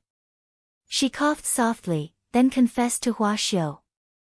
"Xiu, I'm the same as you. I'm not a man. I just dress up as a man to make it easier for me to walk around." This time, Hua Xiu was even more shocked. So the beautiful young man was a girl. Xiao Su was very satisfied with Hua Xiu's reaction. He had made the little fellow's identity clear from the beginning, so that he wouldn't have any thoughts about the little fellow in the future. Some things were better nipped in the bud. Chu Qingyan probably would never have thought that Xiao Su had this idea. At this time, she still felt guilty to Hua Xiu. "I wanted to tell you after the cooperation was successful, but it's not too late to confess now. Xiu, my real name is Chu Qingyan. I'm very happy to meet you." Hua Xiu had already accepted this fact. She said sincerely, "No wonder I hit it off with you. You're more successful than me in disguising as a man. But I'll still call you Chu Yan in the future." Thus, the two women who would affect the entire Sichuan business circle in the future reached a consensus today, paving the cornerstone for their future fame. Because there was still a person beside her who didn't speak but had a strong sense of presence, Hua Xiu didn't dare to keep too many people. After Chu Qingyan picked a few cosmetics, she sent the two of them out.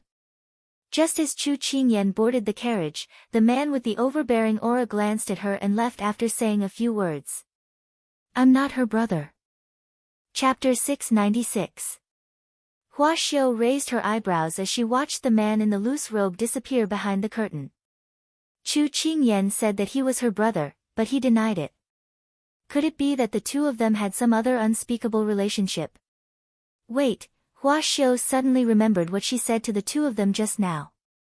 If he had a wife or a girl he liked, but this person said that Chu Qingyan could choose. Could it be that the two of them, she replayed their previous intimate actions, and Hua Xiu suddenly understood. So, Su Xiao was declaring his sovereignty over her. She couldn't help but break out in cold sweat. She was a virgin, okay?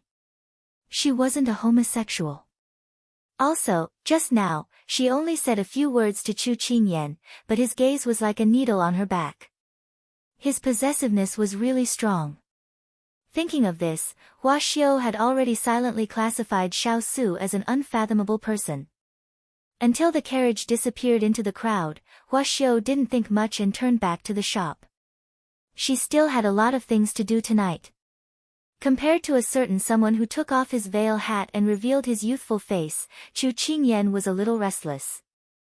However, a certain someone didn't seem to want to take the initiative to speak. He leaned against the wall of the carriage and closed his eyes to rest. Chu Qingyan felt that the atmosphere was a little oppressive, but she didn't dare to look at him directly. She touched here and there until she carefully touched everything in the carriage. The person beside her still had a strong aura that couldn't be ignored as he leaned against the wall with his eyes closed. Chu Qingyan had always been patient, but at this moment, she had used up all her patience. She felt that she couldn't be more uncomfortable being hung like this. Big Ice Cube, she decided to take the initiative to speak. Otherwise, she would be suffocated later. Her soft call was met with a soft response from Xiao Su, but he still closed his eyes, as if waiting for her to continue. Chu Qingyan swallowed her saliva and asked in a low voice, Big Ice Cube, what did you want to settle with me just now? What do you think? He asked back. She asked because she didn't know. Chu Qingyan felt that she was going to be tortured by this inexplicable aura. Big Ice Cube, don't hide half of your words. You know I'm not smart. Chu Qingyan couldn't help but complain. At this time, Xiao Su slowly opened his eyes. His gaze fell on her body with some unknown light. To be able to quickly come up with a countermeasure and revive a shop that was on the verge of closing down in 3 days, do you think such a person is stupid? Chu Qingyan's scalp tightened. Was the ice cube praising her? Why wasn't she happy at all? Isn't that relative to you? In front of you, who dares to claim to be smart? Chu Qingyan felt that if she had a tail, it would be wagging happily right now. However, Xiao Su did not seem to be moved by her flattery at all. He raised his eyebrows and said, Is that so? Let me give you a hint. What are you hiding from me? Keep it a secret. Chu Qingyan pursed her lips. Which one are you referring to? Xiao Su couldn't help but smile, but it didn't seem to reach his eyes. Looks like you've hidden quite a lot. Very good. The carriage was fine just now, but now the temperature plummeted, as if they had returned to winter. Chu Qingyan laughed and said, Not much, not much. Just a few. I just didn't have time to tell you. Speaking of this, she felt inexplicably guilty. Finally, she drooped her shoulders and said, My bet with Flower Sleeve was 3 days ago. I didn't tell you because I didn't know if I would succeed. I was afraid that if I told you in advance, if I lost, it would be very embarrassing. So this was what she was worried about. Xiao Su's gaze couldn't help but soften a little. There's nothing to be embarrassed about. No one succeeds in one go. Falling down is to make it easier for you to climb up. And you didn't disappoint me this time. You did very well. Really? Chu Qingyan instantly looked up. Her eyes were bright, like a little child who was anxious to get affirmation. Xiao Su's lips curled up slightly, and he nodded. Chu Qingyan felt as if the sky had cleared up. Although she had reached an agreement with Flower Sleeve, it wasn't as joyful as hearing Big Ice Cube's affirmation.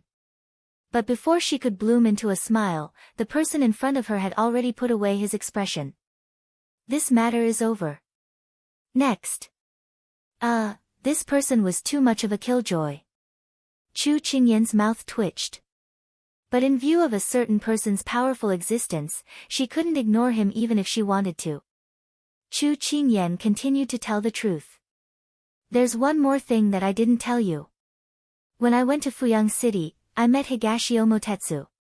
He saved me time and time again. I think that life is very short. If I spend it arguing about right and wrong, it's too much of a waste of time. So, I shook hands with him and made peace. Speaking of this, she secretly glanced at a certain person. Seeing that his expression didn't change, she continued, but I've already made it clear to him that he can't use me or have any other ulterior motives. She had already confessed this matter to him when she was drunk the night before. But sober and drunk situations were different. Since she could take the initiative to tell him, it meant that she really treated Higashio Motetsu as a friend. But whether Higashio Motetsu was a friend or not, she didn't know. Seeing that he didn't have any reaction after hearing her words, Chu Qingyan felt even more uncertain. She took the initiative to approach him, and tried to pull his sleeve. Don't be angry. I didn't know that you were asking about this in the study. I didn't mean to hide it from you. This matter is over. Next. Next. Chu Qingyan was stunned. She was still hiding something from him. Why didn't she know? Could it be? You know that the painting in the study was accidentally damaged by me? When Chu Qingyan blurted it out, Xiaosu's eyes clearly twitched. A few days ago, he found that the painting in his study was missing. He thought that it was the servants who put it away, but he didn't expect that she was the one who destroyed the evidence. Seeing that his expression was obviously not right, Chu Qingyan felt that she had said something wrong impulsively. She felt like she was digging her own grave. In the end, she had already broken down and simply smashed the pot. The missing fish in the kitchen was stolen by me in the middle of the night for Xiao Fan to eat. It was too late at that time. I didn't want to disturb everyone, so I directly climbed through the window to get it. No wonder Jinling reported to him that there was a thief in the bank. He didn't steal anything else but food. It should be a trader who could come and go freely in the bank. It made him think that he didn't treat his subordinates well enough, so they went hungry in the middle of the night. He even thought about whether to improve their treatment. The last time the matchmaker came, I planned to matchmake for Huoling. I didn't expect that he would be so scared that he hid. So the reason Huoling disappeared for a few days was because of this little fellow? Then Chu Qingyan talked about everything that had happened to her. She was immersed in a world of self-reflection, but she didn't notice that the face of the person beside her was getting darker and darker. These questions were all irrelevant. A black shadow covered her. When Chu Qingyan looked up, it was already too late. Tell me, why did you hide from me these past few days? This was the most important question. One of the questions. Chapter 697. The panicked Chu Qingyan raised her head and coincidentally bumped into his chin. She cried out in pain and couldn't help but hold her head and groan in pain. Xiaosu's chin was not lightly bumped by her, but seeing her grimacing in pain, he first reached out to her swollen forehead and gently rubbed it. His tone was slightly reproachful as he said, "You're already an adult, why are you still so careless?" Although it was a reproach, his expression was still filled with endless pampering. Chu Qingyan couldn't help but pout. "Wasn't it because you suddenly got so close that you scared me?" But she only dared to hide these words in her heart. After a moment, she felt the warm hand on her forehead leave, but her heart still felt like it was not enough. The big ice cubes technique had improved greatly in the past few years, and it seemed like it was all thanks to her training. Pay. What training? It should be said that it was credit. Xiaosu naturally didn't know what nonsense she was thinking. He looked at her forehead and after confirming that there was no problem, he continued to speak. Speak what? She still hadn't recovered from the shock. The reason to escape. Xiaosu sighed in his heart. Why was it that she was so shrewd outside and could see through people's hearts in the blink of an eye, but she was so confused in front of him? This was because he had forgotten that before he saw his own heart clearly, he and Chu Qingyan were nothing more than the same person. Her nervous emotions from earlier were surging again because of his reminder. I'm angry with you. At this moment, the carriage was moving forward and she was inside the carriage. Although the person in front of her was not as close as before, that aura that couldn't be ignored was pervasive. She wanted to escape from his hands. Chu Qingyan weighed her own ability and immediately gave up. How could she be a match for the big ice cube? To be exact, her martial arts had been taught by him for the past 4 years. The student surpasses the master. How was that possible? So she bit her lower lip and snorted like a child in a fit of pique. In any case, he had always treated her like a child. Xiao Su was stunned. Then he remembered what she said when she was drunk. It seemed that it was true. Because of what happened in the study. She reluctantly admitted, "You've never been so stern with me, and I'm not pleased."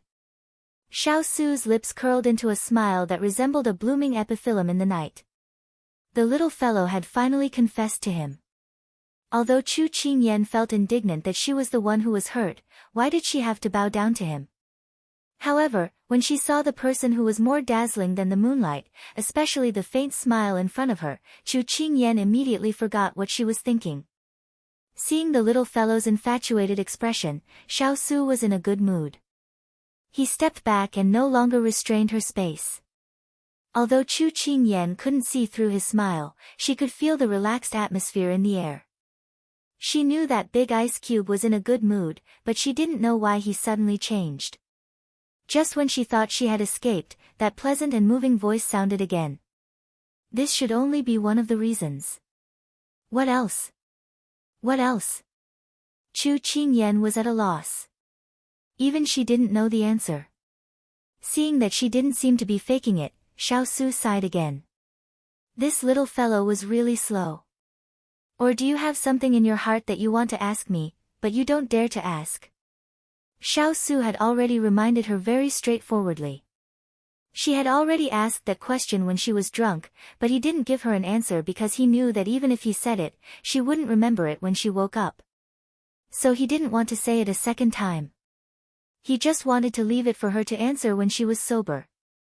The little fellow's expression that night was very insecure, so he wanted to dispel her concerns. Unfortunately, someone misunderstood him again. Can I really ask anything? Chu Qingyan felt that this was a rare opportunity. Her eyes lit up as she looked at the person in front of her. Xiao Su was dazzled by the light in her eyes. He felt that no matter what expression his little Wang Fei made, it was more unique than other girls and was pleasing to the eye. But he didn't know that this was called beauty is in the eye of the beholder. But it couldn't be denied that Chu Qingyan's appearance was enough to be in the top 3 among the girls in Sichuan. She was also one of the 8 young masters. Back to the main topic. Xiao Su did not answer, but the relaxed expression on his face showed that he had acquiesced to her question. Then I won't be polite. Chu Qingyan slyly narrowed her eyes and then crossed her arms as she looked at him. What bad habits do you have? Xiao Su gave a muffled cough. He felt that this little fellow's words were heavier than the enemy's iron fist. She really knew how to change the topic. He wanted to give up on this method of persuasion, but when he raised his head, he saw her wide eyes waiting expectantly for his answer, so he gave up on the idea. Whether I have bad habits or not, shouldn't you be very clear? He asked in return. The big ice cube's words seemed to have a bit of resentment, as if she didn't care about him at all. It's because I didn't notice it even after being together for so many years, so I want to know if you hid it too deeply that I didn't notice it. She said it so righteously. From a long time ago, she had been paying attention. She felt that the heavens were fair and that it was impossible for everyone to be perfect. But this person seemed to be left behind by the Creator. He was so perfect that no one could find a single flaw. His bearing was dignified and elegant. He was well versed in the world. He was skilled in both civil and military matters. He was skilled in all kinds of fields and each one of them was top-notch. This made her feel inferior. So this question had always been in her heart. Then you don't have it. Xiao Su replied without blushing. Chu Qingyan acted like she had discovered a new continent. You're shameless. Thank you for the compliment. Xiao Su accepted it calmly. Chu Qingyan snorted. I'm talking about your bad habits. As if he felt that this question couldn't be resolved without an answer, Xiao Su reluctantly recalled his experience from birth until now. Then he looked at her with a slightly subtle expression. Chu Qingyan met his gaze and felt that his gaze was a little strange. You thought of it? If you have to define a hobby, then it's like raising a child. After watching her grow up, you don't want to let go and want to keep raising her. He looked into her eyes and said word by word. His tone was so serious that it was as if he was reciting holy words. She was shocked and didn't digest his words at all. She muttered, how is this a bad habit? In other people's eyes, a hobby that is nonsense is bad. But to me, the only hobby is you, and only you.